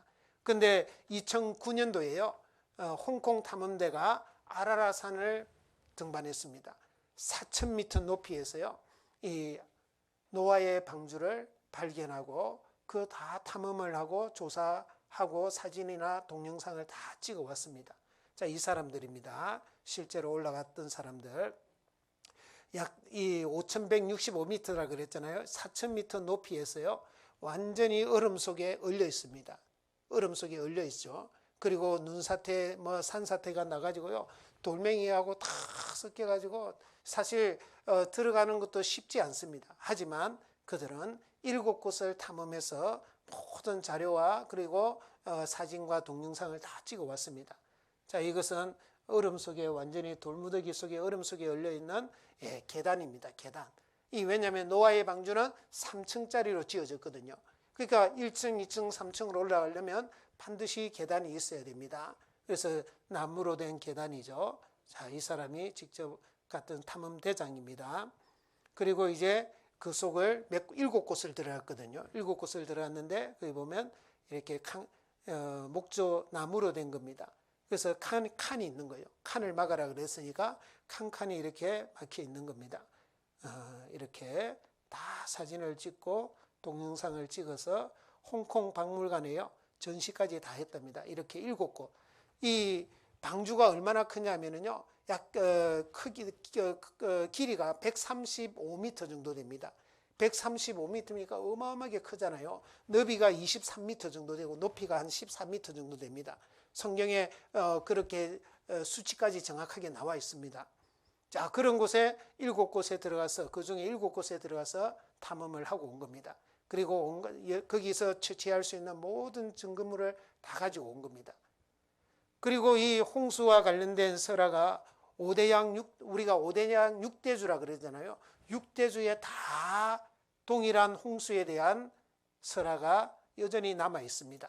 여기 보시면 북미의 59가지, 중남미의 64가지, 유럽의 31가지, 아시아의 23가지, 남태평양과 호주의 39가지, 중동의 17가지. 이 내용도 비슷비슷합니다. 근데 3가지 공통된 내용이 있습니다. 안전한 방주가 있었고 살아남은 사람이 있었다라는 겁니다. 사람들의 패역한 모습을 신께서 물로서 심판했다라는 것입니다. 신은 경건한 사람을 택해 인류를 구원했다라는 것입니다. 이것은 약 4,500년 전에 길가메시 서사시 수메르 사람들이 토판에다가 기록한 겁니다. 쉐기 문자로 기록하는 겁니다. 지금은 이거 다 해독했습니다. 해석을 다 합니다. 자, 이 내용이 홍수에 대한 내용입니다. 아침에 비가 내리고 또 내렸다. 나는 밤에도 장대비가 내리는 것을 내 눈으로 보았다. 이런 내용이 그대로 역사적인 기록도 남아있다는 겁니다. 대홍수 피할 수 없는 역사적 사실이다. 과학적인 증거, 역사적인 증거, 성경의 증거가 있다는 겁니다. 갖가지 화석 맘모스 떼가요 한꺼번에 500만 마리가 묻혀서 발견됩니다. 500마리가 아니고요. 500만 마리가요. 이것은 대홍수와 같은 그런 격변이 아니고는 절대 일어날 수 없는 일입니다. 그리고 다지층 나무입니다. 나무는 한 나무인데요. 여러 지층이 한꺼번에 있는 겁니다. 그것도 이 홍수와 같은 격변이 아니고는 절대 만들어질 수 없는 화석입니다. 자, 그런 것들이 대홍수를 입증하고 있다는 겁니다. 이게 다지층 나무거든요. 이런 것들이 전 세계적으로 다 발견이 됩니다. 자, 그래서 노아의 홍수 실제로 발생했다. 노아의 대홍수 증거 찾았다. 노아 홍수는 역사적 사실이다. 자, 이 에베레스트 산인데요. 그 제일 위에 고층에 보면 옐로우 밴드라는 이 지층이 있습니다. 이것이 이 지층이 있죠. 이것이 바다에 있었던 지층이라는 것을 밝혀냈습니다. 이 에베레스트 산은요. 노아 홍수 전에는 없었던 산입니다. 그런데 노아 홍수 이후에 하나님이 정말 천지 계획을 하는 겁니다. 산이 더 높아야 되고 바다는 더 깊어져야 됩니다. 그래야 전 세계를 덮었던 물을 빠지게 할 수 있으니까요. 이 히말라야 산맥은 그때 융기된 겁니다. 지금 전 세계에서 가장 높은 산들은 다 그때 융기돼서 해저의 지층이라는 것이 지금 다 밝혀집니다. 이 에베레스트 산도 그렇고요. 남미의 안데스 산맥도 그렇고 북미의 로키 산맥도 그렇고 다 산 꼭대기예요. 조개 화석이라든지 물고기 화석이 다 발견이 됩니다. 이게 우연일까요? 아닙니다. 노아의 홍수가 있었던 것이 사실이라는 겁니다. 안데스 산맥에 남아있는 조개 화석. 조개가요, 입 벌리고 있는 것이 아니라 입 꼭 다물고 이렇게 있는 겁니다. 살아있을 때 화석이 됐다라는 거거든요. 뭐 그 사람들이 올라가서 까먹고 버린 뭐 껍데기가 그렇게 화석이 된 게 아니고요. 살아있을 때 된 겁니다. 예, 바닷속에서 화석이 돼버린 거죠. 우리나라 마이산에도요, 제가 한번 가봤었거든요. 여기도 보면 자갈이 그렇게 많아요. 자갈이. 그리고 흙무더기인데 완전히 시멘트처럼 딱 콘크리트처럼 딱 굳어 있어요. 그것도 노아 홍수의 흔적이라고 저는 생각합니다. 예, 노아 홍수 때 그런 일들이 보세요. 이런 돌멩이들이 원래 바다에 있어야 되거든요. 바다에. 자갈이나 이런 것은요, 바다에 있어야 됩니다. 그런데 이런 동글동글하고 이 시멘트 같은 데도 다 그래요. 그런 것들이 있는 것은 바로, 그리고 이거는 우리가 미국의 그랜드 캐년이라는 곳인데요. 이게 수백 킬로 이렇게 막 떡시루처럼요, 무지개 떡처럼 쫙 이렇게 있습니다. 지층이 쫙 일정합니다. 여러분들, 이렇게 되기 위해서는 대홍수가 있지 않고는 이런 지층이 만들어질 수가 없습니다. 그리고 전 세계에요, 내륙인데 바다가 아닌데 지금은 내륙인데 염호가 많아요. 염호라는 게 뭐예요? 짠호수들이 많아요. 이 소금 평원인데요, 소금이 나오는 겁니다. 그리고 이게 소금 대평원이라 그러죠. 안데스, 여기도 보면 또 마추픽추가 있었던 그곳인데요, 내륙이에요. 근데 이게 다 염전이에요. 염전. 소금을 만들어내는 곳입니다. 바다가 없습니다. 그런데 여기서 바닷물이 나오는 겁니다. 자, 이거는 뭐 같아요? 눈 같죠? 눈이 아니고요, 이게 다 소금이에요. 이 볼리비아 우유니 사막인데요, 이게 소금 사막입니다. 소금. 여기 바다를 가려면 안데스 산맥을 넘어가야 되거든요. 안데스 산맥을 넘어가야 되는데 안데스 산맥이 기본적으로 4,000m가 높아요. 4,000m 이상 높이에요. 넘어갈 수가 없어요. 그냥. 그런데 이쪽 반대편에 그 볼리비아에 이런 완전히 소금 호수가 있는 거예요. 소금 사막이 있는 겁니다. 다 소금입니다. 이게 전 세계적으로 이런 현상들이 다 나타나는 겁니다. 그래서 이런 것이 바로 전 세계적으로 홍수가 있었다는 것을 보여주는 것이다라는 겁니다. 자, 이 영상 하나만 보고 잠깐 쉬도록 하겠습니다. 그랜드 캐니언은 동일 과정설을 믿는다면 수억 년이 만든 자연의 놀라운 조화요. 격변설을 믿는다면 대홍수가 만든 끔찍한 사고 현장이다. 끔찍한 심판을 믿고 싶진 않지만 믿어야 할 것 같다. 2000년 6월 그랜드 캐니언 형성에 대한 심포지엄이 열렸다. 70여 명의 지질학자가 36편의 논문을 발표했는데 그랜드 캐니언은 오늘날 결코 일어나기 힘든 대격변, 곧 2개의 거대한 호수가 터져 형성된 것이라고 결론지었다. 이미 오래전 한 창조과학자가 성경을 토대로 주장한 내용이 이날 과학적 사실로 입증된 거다. 그렇다면 대홍수를 주장하는 과학적 근거는 뭘까? 홍수의 확실한 증거는 바로 이 반듯한 줄무늬, 지층이다. 무지개떡처럼 반듯하다. 오랜 세월 흙이 쌓이고 쌓여 이런 지층이 됐다고 우리는 배웠다. 그런데 이상하다. 이렇게 길고 두꺼운 지층이 생기는 장구한 세월 동안 부분적으로 퇴적됐거나 침식됐던 흔적이 없다. 긴 지층은 수백 킬로미터나 이어지는데 흐트러짐도 없이 반듯하다. 수억 년 동안 부분적인 침식이 전혀 없었다는 말인데 대기의 흐름이 전혀 없는 우주 행성에서나 가능할 법하다. 동일 과정설은 파고들수록 상식보다는 믿음이 필요한 것 같다. 이와 반대로 격변설은 빨리 쌓이는 과정에서 지층이 형성된다고 한다. 다양한 크기의 흙을 낙하하는 실험이다. 신기하게도 비슷한 흙길이 모여 층을 이루고 있다. 크기 순으로 뿌린 것도 아닌데 구르는 패턴이 비슷한 흙길이 쌓여 이렇게 반복된 층을 만든 거다.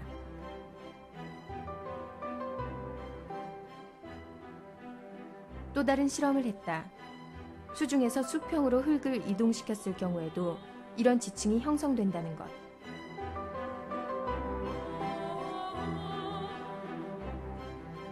두 실험의 결론은 지층이 형성되려면 다양한 흙들이 다량으로 몰려와야 한다는 거다.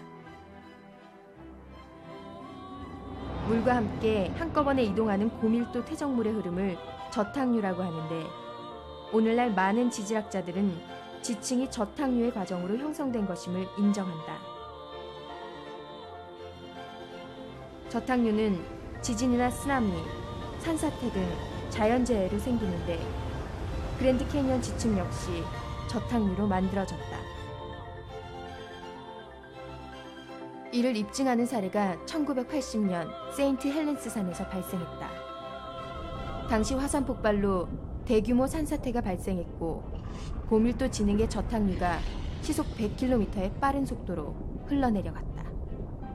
이때 산 밑에는 7.5m의 뚜렷한 지층이 형성됐는데 5시간이 채 걸리지 않았다. 동일 과정설로 분석했으면 수백만 년 이상 걸렸을 일이다. 결국 지층의 너비와 두께는 시간이 아닌 저탕류의 규모에 의해 좌우된다. 즉, 격변이 클수록 지층의 규모도 커진다는 말이다. 그랜드 캐니언 지층은 규모가 수백 킬로미터에 달한다. 도대체 얼마나 거대한 저탕류가 흐른 것일까? 이런 흔적들이 지구상에 다 존재하고 있습니다. 하나님이 우리가 믿을 만한 증거, 과거에 있었던, 이전에 있었던 일을 기록만 한 것이 아니라요, 그 결국을 연구해 보면 다 확인할 수 있는 그런 근거를 다 남겨놓았다라는 겁니다. 그래서 우리는 이 성경이 하나님의 말씀이라는 것을 믿을 수 있는 것입니다. 자, 지금 50분 정도인데요. 55분까지 5분간 쉬고 다시 이렇게 모이도록 하겠습니다. 자, 이제 다 앉아주시면 감사하겠습니다. 자, 창세기 이제 12장을 한번 찾겠습니다. 창세기 12장.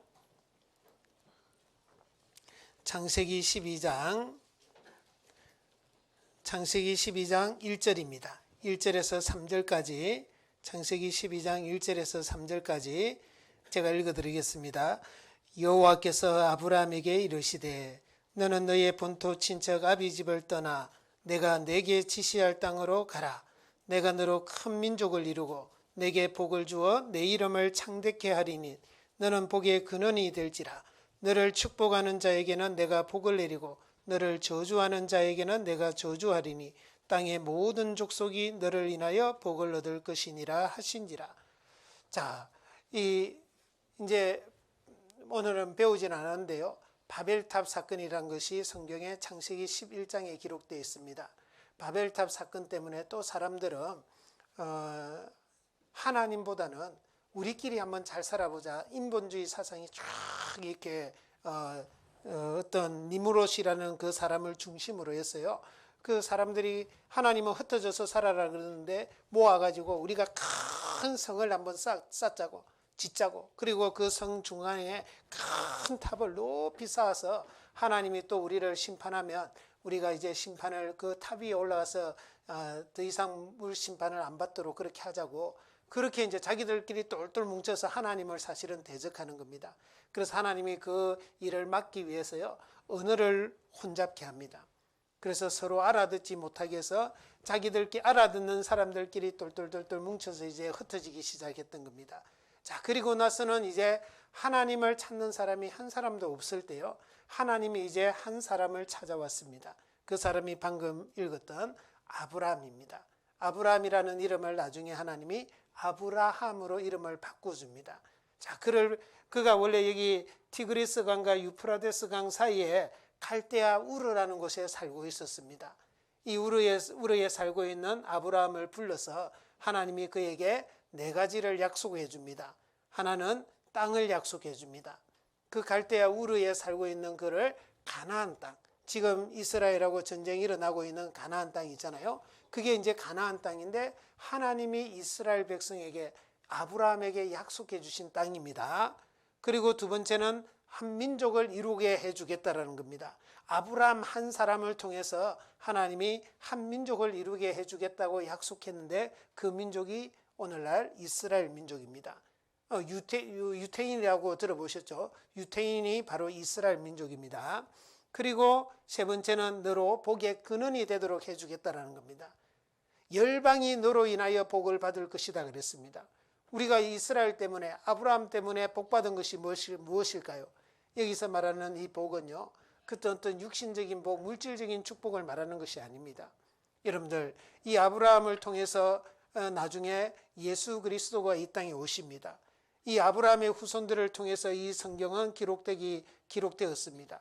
그리고 그 중에 예수 그리스도가 이 땅에 왔습니다.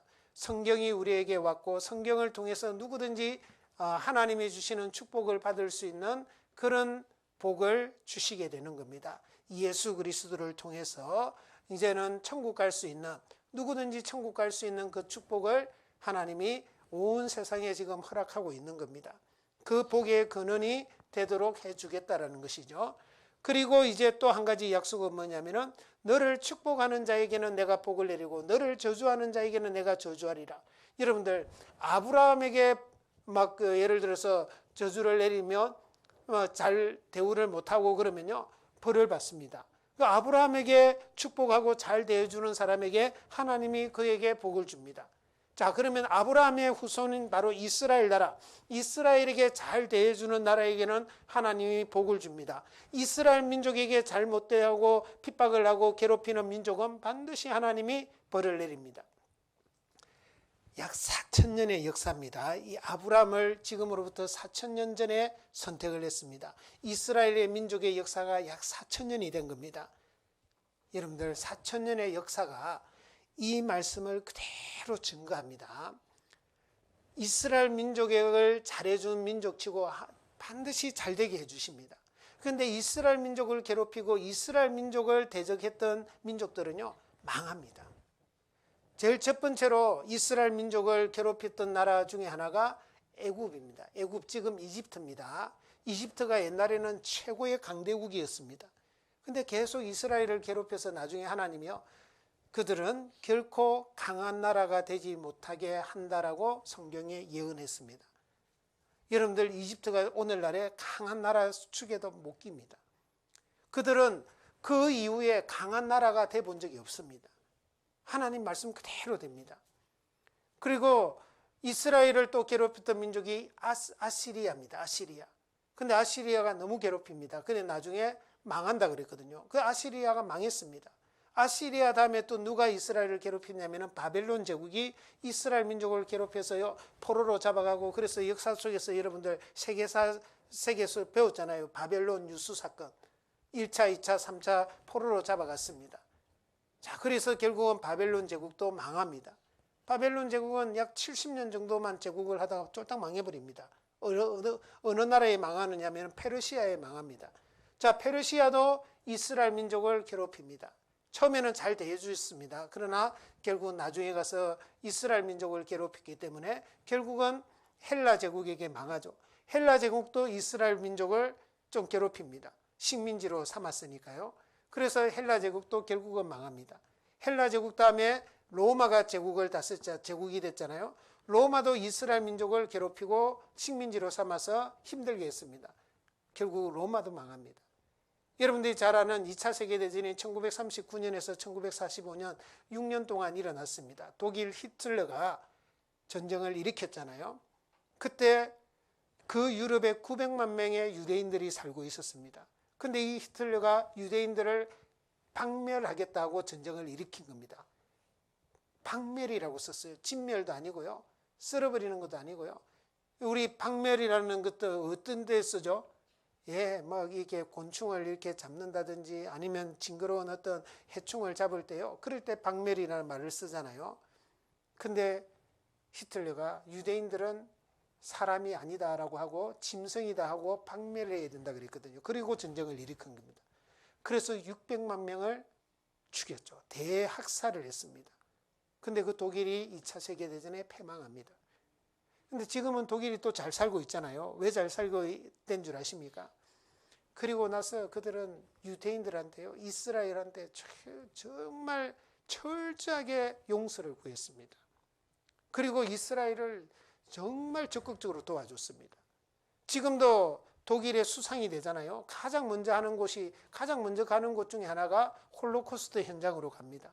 그 기념관이 있거든요. 거기 가서 무릎 꿇고 딱 사죄를 합니다. 우리가 2차 세계대전 때 유대인들을 괴롭히고 학살했던 것은 잘못된 역사였다고 반성합니다. 그리고 이스라엘에게 계속 원조를 도와주는 겁니다. 자, 그런 역사 속에서 실제로 하나님의 말씀이 그대로 이루어지는 겁니다. 그대로요.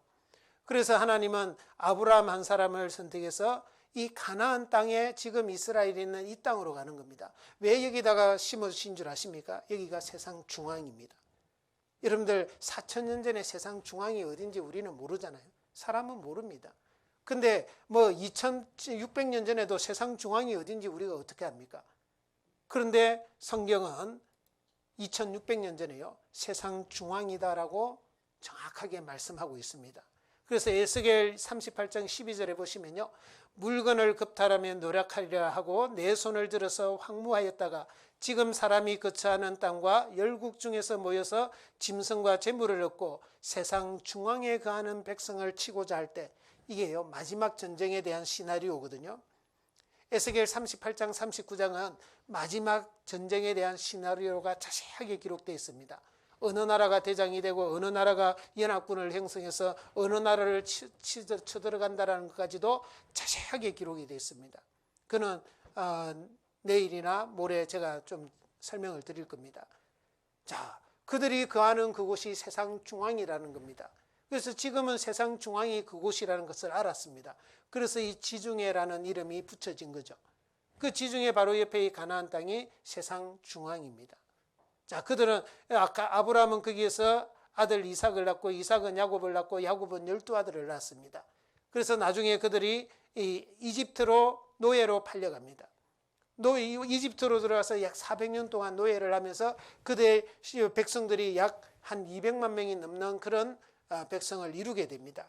그때 하나님이 모세를 보내서 그들을 애굽에서 탈출시켜서 하나님이 처음에 약속했던 가나안 땅으로 다시 들어가게 합니다. 그래서 이스라엘 민족이 형성이 된 겁니다. 자, 그리고 이제 오늘날 이스라엘의 현 주소를 보면요, 이스라엘이 어떤 의미를 가지고 있고 이스라엘이 어떤 나라냐면요, 이스라엘은 기적의 흥망의 역사를 가진 나라입니다. 약 4,000년 동안 역사를 가지고 있는데 그들이 흥할 때도 기적이고 망할 때도 기적인 거예요. 그들의 역사 자체가 기적을 나타냅니다. 여러분들 1948년 5월 14일 날 이스라엘 민족이 독립했거든요. 지금 약 한 75년 전에 독립한 겁니다. 75년 전에. 우리나라보다 한 3년 후에 우리나라는 45년의 광복절을 맞이했잖아요. 근데 이스라엘은요, 독립은 2600년 만에 한 겁니다. 자기 나라 땅으로 들어간 게 1900년 만에 들어간 겁니다. 그런 역사를 가진 나라는 이스라엘밖에 없습니다. 그래서 그들이 망하는 것도 기적이고 흥하는 것도 기적이고요. 하나님은 그들을 통해서 하나님이 배후에 계시다라는 것을 계속 증거합니다. 왜? 이스라엘 민족은 여호와의 증인이거든요. 하나님을 증거하는 백성입니다. 예, 지금요, 여러분들 이스라엘 주변 나라가 다 아랍국이라는 거 아시죠? 모슬렘을 믿는 사람, 무슬렘이라 그러잖아요. 이슬람교라 그러는데 이슬람교를 믿는 나라가 전 세계에서 55개 국가가 됩니다. 약 20억 가까이 됩니다. 16억에서 많게는 20억 정도 보고 있거든요. 근데 그 중앙에 이 이스라엘이 딱 한 나라 들어있는 거예요. 그 아랍 국가 다 해서 없애버릴 수도 있잖아요. 근데 못 없습니다. 안 없어집니다. 이스라엘 나라는 지금은요, 그 어떤 누구도 이스라엘 민족을 없앨 수는 없습니다. 왜 그런 줄 아십니까?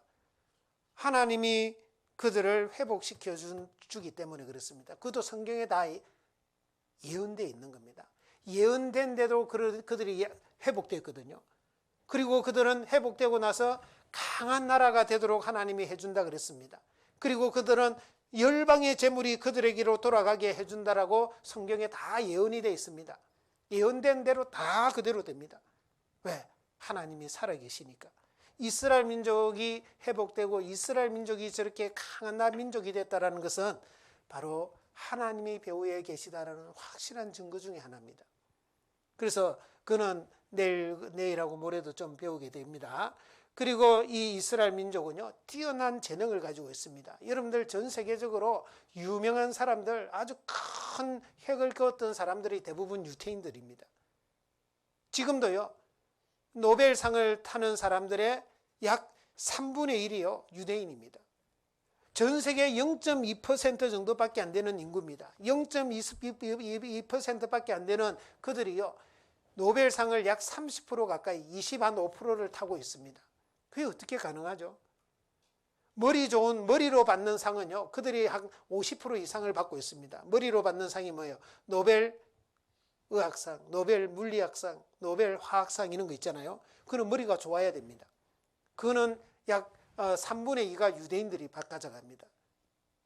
뛰어난 어떤 재능을 가지고 뛰어난 머리를 가지고 있는 민족이 유대인입니다. 그리고 전 세계에요, 이 돈 많은 사람이 지금 대부분 다 유대인들입니다. 그래서 그들은 지금 세계 경제를 장악하고 있어요. 우리나라도 1997년에요, IMF를 맞았잖아요. 여러분들은 기억하실지 모르겠는데요, 제가 직장 생활하고 3년차 되던 해에 IMF를 맞았습니다. 그때 많은 기업이 도산이 되고 집값은 폭락하고요, 엄청난 어떤 문제가 생겼습니다. 그때 이제 김대중 대통령이 당선되면서요, 가장 먼저 국빈으로 초대한 사람이 유대인이었습니다. 돈 많은 사람이었습니다. 그 사람을 딱 그 조지 소로스라는 사람인데요, 그 사람을 가장 국빈으로 먼저 초대한 겁니다. 한국에 좀 투자해달라고 사정했습니다. 그래서 결국 우리가 IMF를 극복해 온 겁니다. 유대인들의 자본을 우리가 끌어쓴 겁니다. 미국 사람들도 빚으로 삽니다. 잘 사는 것 같은데 다 빚입니다. 일본 사람들도 잘 사는 것 같잖아요. 일본에요, 약 5,000조 원이 국가빚이라니까요.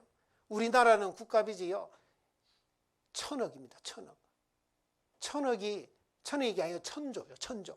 1,000조가 우리나라 국가빚이에요. 그러니까 그 1인당으로 바꾸면 한 사람당 2천만 원이에요. 4인 가족이면 8천만 원이 국가빚이라니까요. 그 국가빚을 갚아야 될 거 아니에요. 그리고 여러분들 개인으로 나중에 부모님들 개인으로 지고 있는 빚도 있잖아요. 이게 다 빚이에요. 그럼 그 돈을 누가 다 빌려줄까요? 다 유대인들입니다. 유대인들이 나중에 돈으로 목을 조우게 돼 있습니다.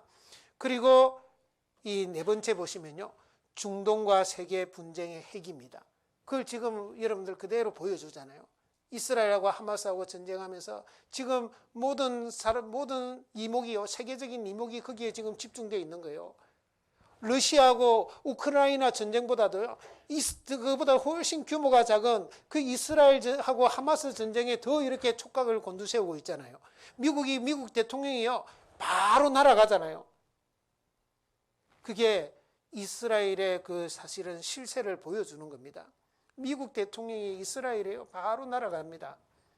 그 정도로 유대인들이 지금 세계를 장악하고 있기 때문에 그 권력을 보여주는 것이거든요. 근데 유대인들은요, 절대 양보 안 합니다. 하마스가 우리를 공격했단 말이에요. 10배, 100배로 갚아줍니다. 그때까지 멈추지 않습니다. 그러면 아랍 국가들이 다 또 전쟁이 일어나서 없애버리느냐? 절대 그럴 수 없습니다. 이스라엘은 없어지지 않습니다. 그 성경에 보증을 하고 있기 때문에 그래요. 그건 내일 제가 또 말씀드리겠습니다. 자, 그러면 하나님이 이스라엘 민족을 선택한 이유가 있고 목적이 있습니다. 이스라엘 민족, 왜 하필이면 이스라엘 민족이냐? 가장 작은 민족이라서 그렇다라고 하나님이 말씀했습니다. 신명기 7장 6절에서 7절에 보시면요, 너는 여호와 내 하나님의 성민이라. 내 하나님 여호와께서 지상 만민 중에서 너를 자기 기업의 백성으로 택하셨나니 여호와께서 너희를 기뻐하시고 너희를 택하시면 너희가 다른 민족보다 수요가 많은 연고가 아니라. 그 다음 같이 읽겠습니다. 너희는 모든 민족 중에 가장 적으니라. 한 사람을 선택한 거니까요. 한 사람. 아브라함 한 사람을 선택하고, 그리고 그들은요, 인구가 막 어떤 조짐이 보이고 많아지잖아요. 그러면 희한하게 이스라엘 민족은 계속 학살을 당하고 핍박을 당하고 결국은 인구가 또 줄어들어요. 사실은 이스라엘 민족이 우리나라보다 지금 더 많아져야 됩니다. 남북한 합친 것보다도 한 두세 배는 많아야 되거든요. 근데 전 세계적으로 유대인들은 지금 다 합쳐봐야 1,800만 명밖에 안 됩니다. 북한 인구 정도밖에 안 되는 겁니다.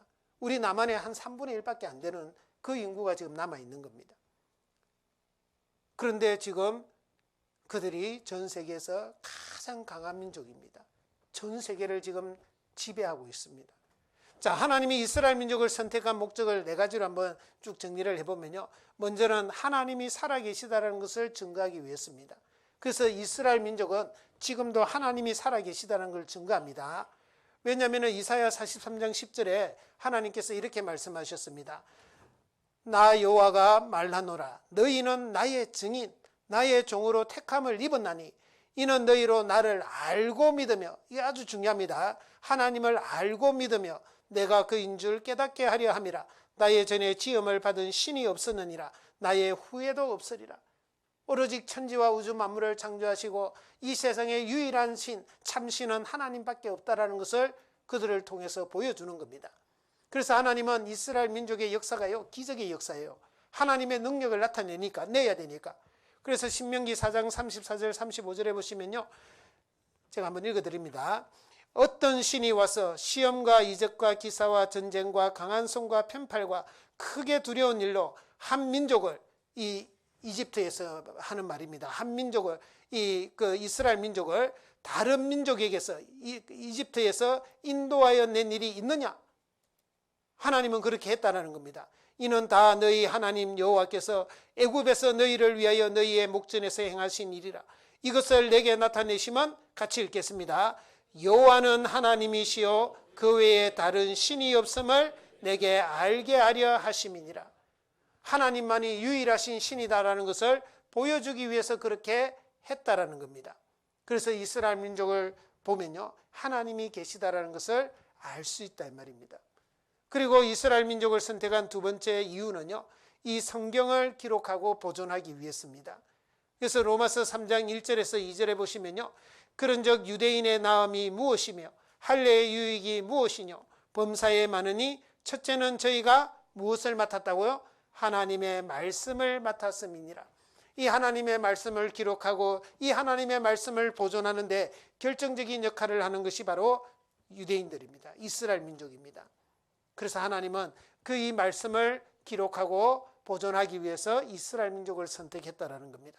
그리고 세 번째 이스라엘 민족을 선택한 목적은요, 예수 그리스도가 이 땅에 오시기 위해서입니다.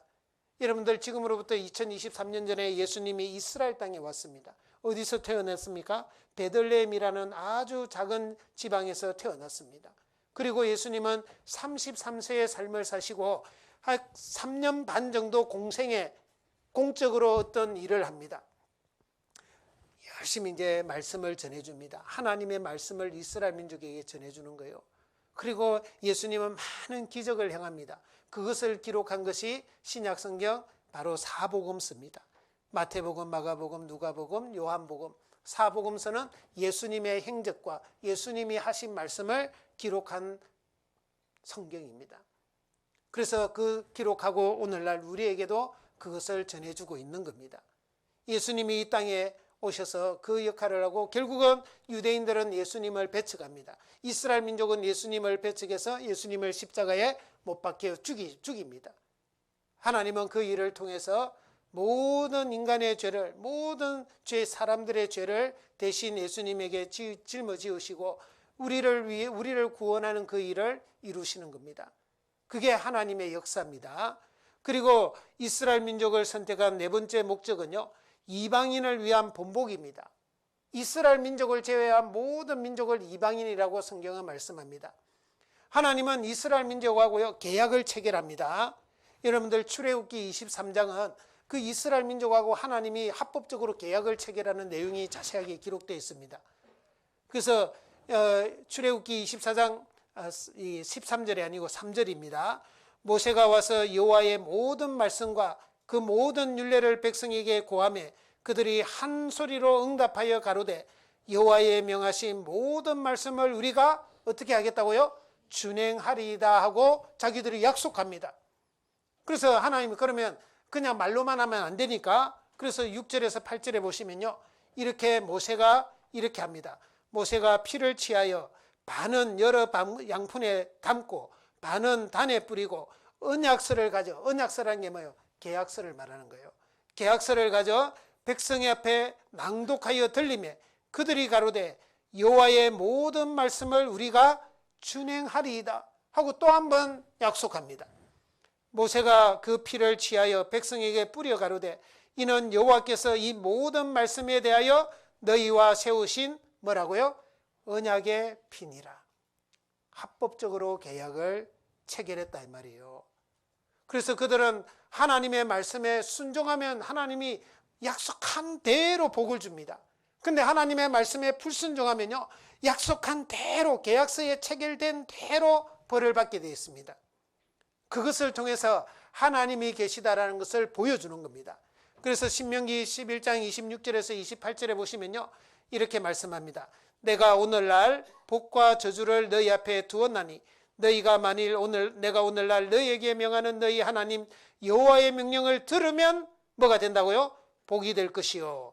너희가 만일 내가 오늘날 너희에게 명하는 도에서 돌이켜 떠나 너희 하나님 여호와의 명령을 듣지 아니하고 본래 알지 못하던 다른 신들을 좇으면 뭘 받는다고요? 저주를 받으리라. 이게 계약서에 체결되어 있는 겁니다. 자, 그리고 30장 신명기 30장 19절에서 20절에도요. 하나님이 또 이렇게 또 한 번 말씀합니다. 내가 오늘날 천지를 불러서 너희에게 증거를 삼노라. 내가 생명과 사망과 복과 저주를 내 앞에 두었은즉 너와 내 자손이 살기 위하여 생명을 택하고 내 하나님 여호와를 사랑하고 그 말씀을 순종하며 그에게 부종하라. 그는 내 생명이시요 내 장수시니 하나님 말씀대로만 잘 살면요, 하나님이 복을 주고 하나님이 축복을 주고 하나님이 장수하도록 하고 복을 주겠다라는 겁니다. 근데 하나님의 말씀에 불순종하면요, 사망의 길로 가게 되어 있습니다. 그래서 예레미야 21장 8절에 보시면요, 여호와께서 가라사대 너는 또 이 백성에게 여호와께서 이같이 말씀하신다 하라. 보라 내가 너희 앞에 생명의 길과 사망의 길을 두었노니. 뭘 선택할래 이 말입니다.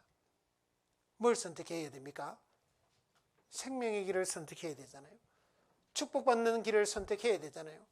저와 여러분들 같으면 그 길을 선택하고 싶죠. 선택해야 된다고 당연히 생각하겠죠. 근데 이스라엘 민족은 어떻게 했는지 한번 보겠습니다. 이스라엘 민족의 역사 4,000년의 역사를요, 간략하게 요약을 하면 아브라함 한 사람을 4,000년 전에, 지금으로부터 약 4,000년 전에 선택을 했습니다. 자, 그가 이삭이라는 아들을 낳고 이삭은 또 야곱을 낳고 야곱은 12아들을 낳습니다. 이 야곱의 12아들의 이름이 오늘날 이스라엘의 12지파가 된 겁니다. 그래서 이스라엘에는 12지파가 있습니다. 자, 그런데 그들이 이집트의 노예로 팔려갔다 그랬잖아요. 거기에서 400년 동안 노예 생활하다가 나중에 모세의 인도로 애굽에서 나옵니다. 그리고 그들은 다시 가나안 땅에 들어가서 먼저 사사시대를 거치게 됩니다. 약 350년 정도 사사시대. 우리가 잘 아는 사사 중에 한 사람이 삼손입니다. 삼손. 머리 길고 힘센 사람 있죠. 그게 바로 이 이스라엘의 사사 중에 한 사람입니다.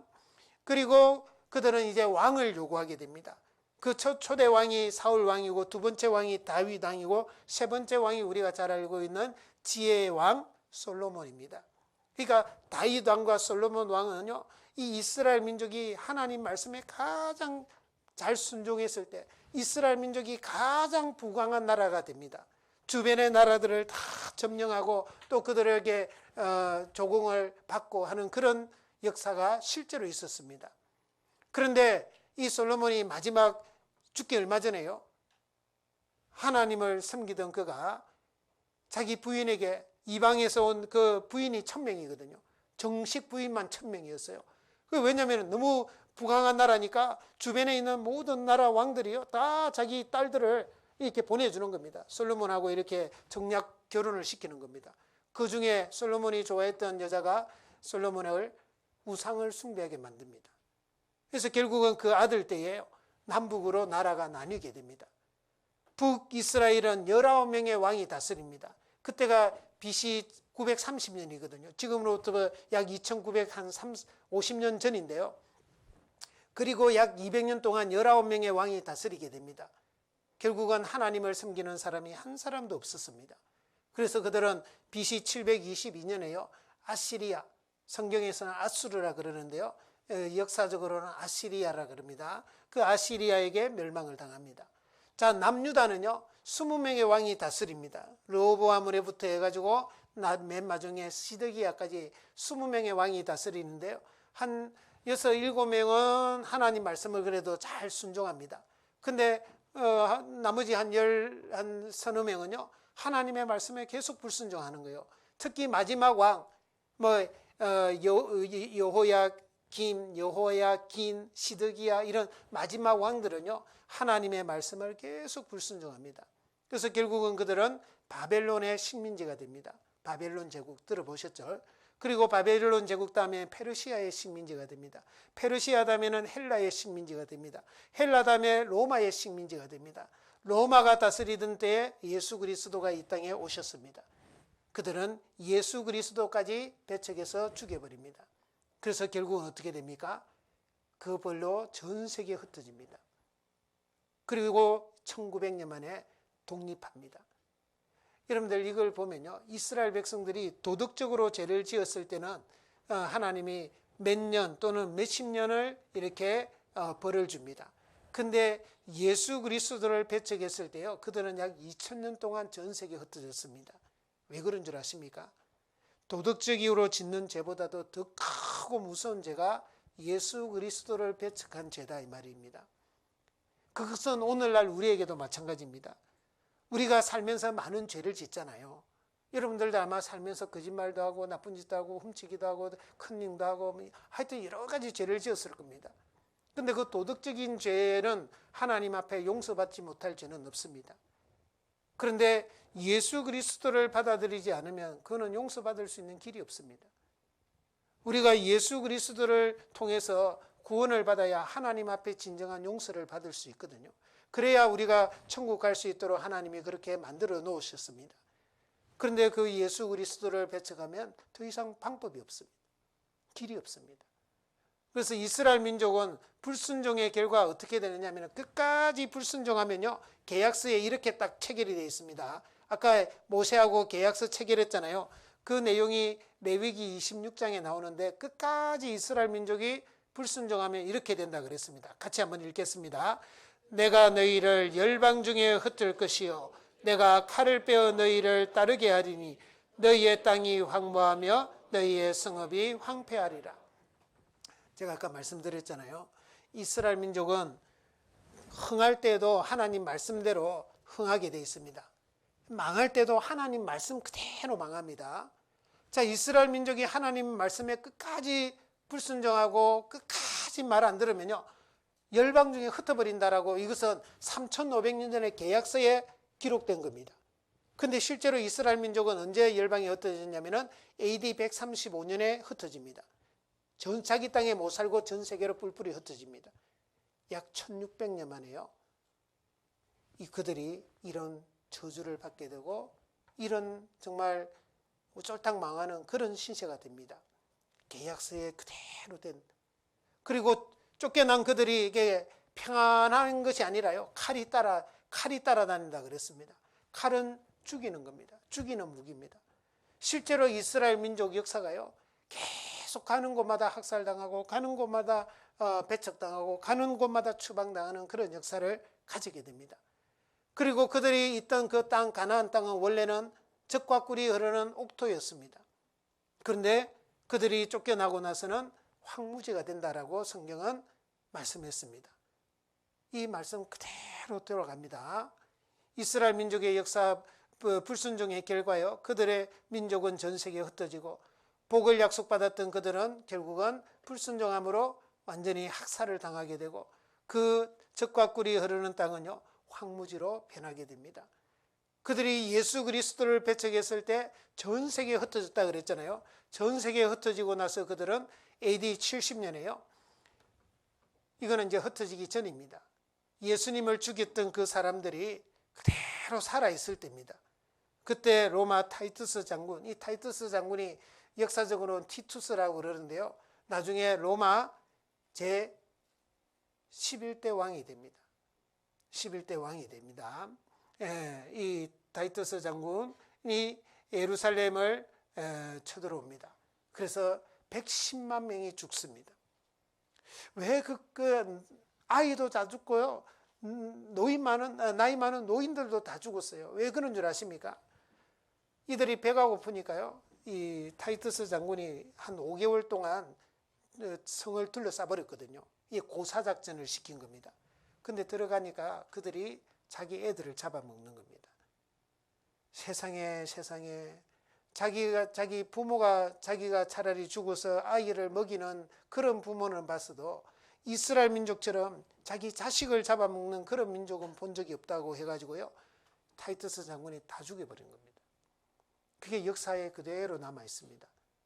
근데 실제로는 그것도 저주로 하나님이 내린다 그랬습니다. 원래 부모의 사랑이 있잖아요. 엄마의 사랑이 있고 아버지의 사랑이 있잖아요. 근데 그것도 하나님이 주신 거거든요. 근데 이스라엘 백성들이 저주받을 때는요, 그 사랑마저도 하나님이 앗아가 버린 겁니다. 그러니까 자기 자식을 잡아먹는 겁니다. 결국은 110만 명이 죽었습니다. 그리고 AD 135년에 로마 하드리안 황제가 제14대 황제거든요. 로마의 제14대의 황제입니다. 그가 전 세계 유대인들을 흩어버립니다. 그리고 그들은 가는 곳마다 이제 학살이 따라다니는 겁니다. 314년에 밀라노 칙령에 의해서 유대인들은 누구든지 죽여도 된다고 공인을 합니다. 수십만 명이 죽습니다. 그리고 십자군 전쟁이라고 들어보셨죠? 200년 동안 십자군 전쟁이 교황청을 중심으로 해서요. 유럽에서 그 십자가 깃발 아래 모였다 그래가지고 그 예루살렘을 점령하고 있는 그 이슬람 교도들을 물리치러 가기 위해서요. 전쟁을 일으킨 겁니다. 결국은 실패로 끝이 납니다. 실패로 끝이 나니까 그들이 뭔가 이렇게 그 원인을 돌려야 되잖아요. 그래서 유대인들에게 그 원인을 돌려서 가는 곳마다 유대인들을 죽이고 가는 곳마다 유대인들의 재산을 몰수했던 겁니다. 그래서 유대인들은 또 학살을 당합니다. 그리고 1348년에서 1350년 유럽의 흑사병이 완전히 유행을 해가지고요. 유럽 인구의 많게는 2분의 1이 죽었다는 겁니다. 기록적으로. 적게는 3분의 1이 죽었다는 겁니다. 그 정도로 많은 유럽 사람들이 죽은 겁니다. 근데 유대인들은 잘 안 죽는 거예요. 그래서 유럽 사람들이요. 우리가 왜 이렇게 죽었느냐. 유대인들이 우리가 먹는 우물에다가 독약을 넣어서 그렇게 됐다라고 소문을 퍼뜨려 버리는 겁니다. 그러니까 애꿎은 유대인들이 또 거기서 또 수십만 명이 또 죽는 겁니다. 왜 유대인들이 잘 안 죽은 줄 아십니까?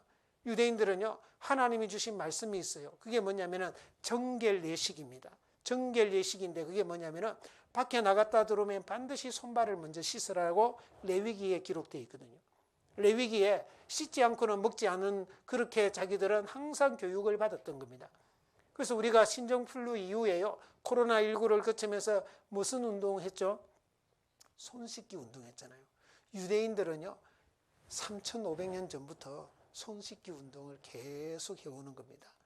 그래서 전염병에 강했던 건데 어찌됐든 간에 또 그때도 또 유대인들이 또 수십만 명이 또 죽습니다. 1648년에서 1658년 폴란드와 러시아 전쟁이 일어났습니다. 그때 또 유대인들 40만 명이 죽었습니다. 그리고 우리가 잘 아는 2차 세계대전 1939년에서 45년 6년 동안 유대인들 600만 명이 대량 학살을 당했습니다. 아시죠? 비참하게 죽었습니다. 이로 헤아릴 수 없을 만큼 비참하게 죽었는데요. 자, 이런 자료들이요, 지금도 다 남아 있습니다. 유대인들이 받은 어떤 그런 박해라든지 또 그런 역사적인 어떤 내용들이요, 이 포로 생활을 보시면요, 참 기가 막힙니다. 강제 노동을 시키고 먹을 것은요, 200g도 안 되게 그렇게 주는 겁니다. 쫄쫄 굶겨서 죽인 겁니다. 그리고 좀 도망가려면 이게 철조망, 그리고 약 40만 명을요, 마루타라고 들어봤죠. 생체 실험을 시킨 겁니다. 이렇게 아무렇게나. 그리고 죽이다가 안 되니까요. 독가스 지글로비라는 독가스를 만들어서 대량으로 죽였던 겁니다. 이것은 연합군이 들어가서 보니까 치우지 못한 시체들이 즐비해 있는 겁니다. 그래서 그냥 파묻어 버렸습니다. 왜? 계속 시체가 썩어가니까요. 전염병이 또 돌 수 있잖아요. 그래서 600만 명이 죽었습니다. 이 유럽의 이 좁은 이 땅에서 말입니다. 그 중에 어린아이 150만 명이 죽은 겁니다. 유대인 학살 기념관이요. 이스라엘 땅에도 있고 저기 미국 워싱턴에도 이거 딱 기념관을 설치해 놨습니다. 잊지 말자라는 겁니다. 여기 보시면요. 온 바다가 잉크로 채워져 있고 온 세계의 갈대가 펜이며 온 세계인이 글을 쓴다 해도 유대인이 받은 박해를 모두 쓰기는 어렵다. 얼마나 비참한 역사를 가졌습니까? 왜 이렇게 비참한 역사를 가졌습니까? 성경은 이렇게 말씀합니다. 신명기 28장 45절 46절인데요. 내가 내 하나님 여호와의 말씀을 순종치 아니하고 내게 명하신 그 명령과 규례를 지키지 아니하므로 이 모든 저주가 내게 임하고 너를 따르고 내게 미쳐서 필경 너를 어떻게 한다고요? 멸하리니 이 모든 저주가 너와 내 자손에게 영원히 있어서 표적과 감개가 되리라. 사인이 되고요. 그리고 거울이 된다 이 말입니다. 자, 신명기 29장 24절 26절에서도요. 하나님이 이렇게 또 그들이 왜 그런 일을 당하는지 말합니다. 열방 사람들도요.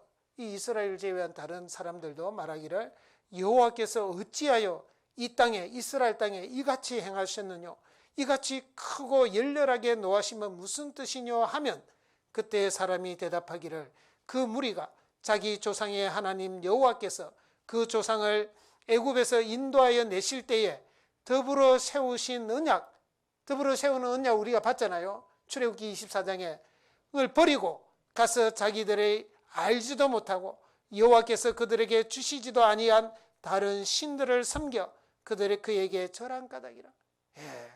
하나님 말씀도 안 듣죠. 하나님을 버리고 다른 우상에게 가서 절하죠. 그래서 결국은 이 민족이 이렇게 됐다라는 것입니다.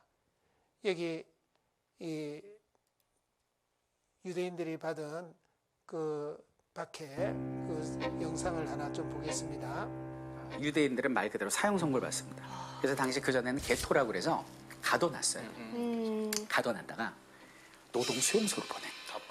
재산 다 뺏어버리고 수용소에 갔어. 유대인들이 가면 저도 이제 그 전에 이제 폴란드 아우슈비츠 가봤는데 입구에 항상 똑같은 게 써져 있죠. Arbeit macht frei. 노동이 너희를 자유케 하리라. 일하라 이게. 그럼 이제 유대인들은 가서 내가 열심히 노동하면 자유를 얻을 수 있겠지라는 신락 같은 희망을 가졌을 거예요. 가잖아요. 이제 노동을 해. 근데 먹는 게 부실해. 먹는 게 부실하니까 영양실조가 면역력이 떨어져. 독감에 걸려. 아파. 일을 못해. 그럼 얘는 노동을 못하는 필요 없는 존재니까 어떻게? 바로 죽이는 거예요. 결국 그 안에서의 자유는 죽음밖에는 없었다. 하루에 한 번 무잎 수프를 배식했어. 그리고 하루 한 번 모래처럼 까실까실한 빵 조각을 줬지.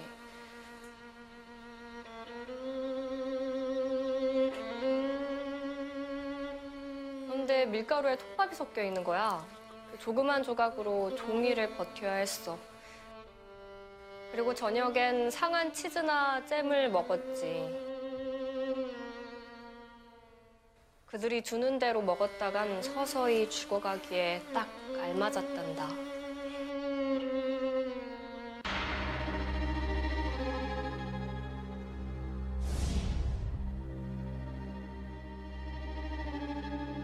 그러니까 홀로코스트라고 부르는데 태워 없앤다. 처음에 어떻게 학살하냐면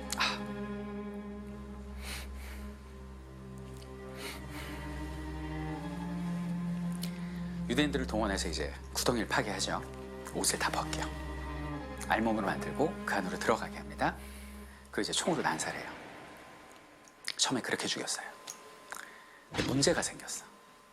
총알이 아까운 거예요. 어떻게 하면 효율적으로 죽일까? 그래서 생각한 게 우리가 아는 가스실.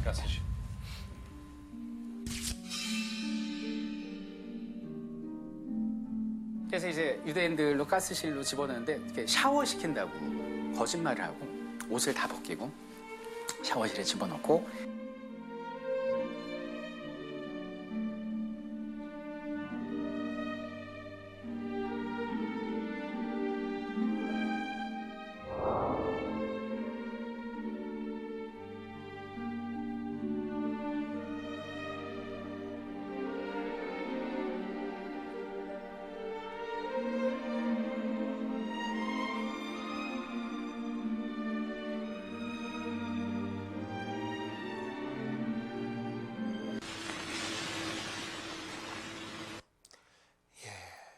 여러분들, 이스라엘 민족이 예수님을 배척한 그 죄가 정말 비참하지 않습니까? 근데 예수님이 마지막 십자가에 달리면서 이런 말씀을 하셨습니다. 푸른 나무에도 이같이 하거든 마른 나무는 어떻게 되리요 그랬거든요. 그게 누가복음 23장 31절 말씀입니다. 푸른 나무에도 이같이 하거든. 이스라엘 민족은 그래도 하나님의 선민이었고 하나님을 믿는다라는 그 모양은 있었습니다. 그런데 과실나무는요, 과일나무는 잎사귀를 원하는 게 아닙니다. 농부가 과일나무를 심는 것은 열매를 얻기 위해서 심는 겁니다. 근데 이스라엘 백성들은 정말 열매 없는 그런 무화과 나무와 같은 겁니다. 그래서 하나님께 결국은 버림받았습니다. 그런데 마른 나무에는 어떻게 되리요? 하나님도 믿지 않고 우상을 숭배하고 우리 마음대로 살아왔습니다. 우리는요. 근데 하나님이 우리에게도 기회를 주셨습니다. 예수 그리스도를 이 땅에 보내주셨습니다. 예수 그리스도를 통해서 우리의 죄를 해결할 수 있는 모든 은혜를 베풀어 주셨습니다. 여러분들, 지금은 누구든지 예수 그리스도를 통해서 구원을 얻을 수 있고 하나님이 주시는 은혜를 받을 수 있는 시대를 하나님이 열어놨습니다. 저와 여러분들에게 정말 절호의 기회입니다. 하나님이 주시는 은혜입니다. 여러분들, 하나님이 주시는 은혜를 우리는 받아야 됩니다. 만약에 그것마저도 우리가 만약에 끝까지 배척해버리면요, 이스라엘 민족이 당한 것은 우리에게 지옥에 대한 그림자와 같습니다. 그들의 역사가요, 생지옥이지 않습니까? 그래서 우리는 한 사람도 이 하나님의 은혜를 배척하는 분이 없어야 됩니다. 그래서 이제 3일 남았으니까요, 3일 동안 잘 들으면 정말 하나님이 계시다라는 것도 확실히 더 알 수 있고, 또 하나님이 주시려고 하는 그 정말 영원한 축복도 우리가 받을 수 있습니다. 끝까지 함께 해주시면 감사하겠습니다. 같이 기도하겠습니다. 하나님 감사합니다. 오늘도 저희들에게 이 하나님의 말씀을 배울 수 있는 귀한 시간 주신 것 감사합니다. 이 자리에 함께 하시는 모든 분들 정말 이 하나님의 말씀을 귀 기울여서 잘 배워서 하나님의 살아계심을 알게 해주시고, 또 끝까지 듣고 하나님이 주시고자 하는 영원한 언약, 구원의 선물을 꼭 받을 수 있도록 도와주시옵소서. 내일도 함께 할 수 있도록 인도해 주시옵소서. 우리를 사랑하시는 예수님의 이름으로 기도드렸습니다. 아멘.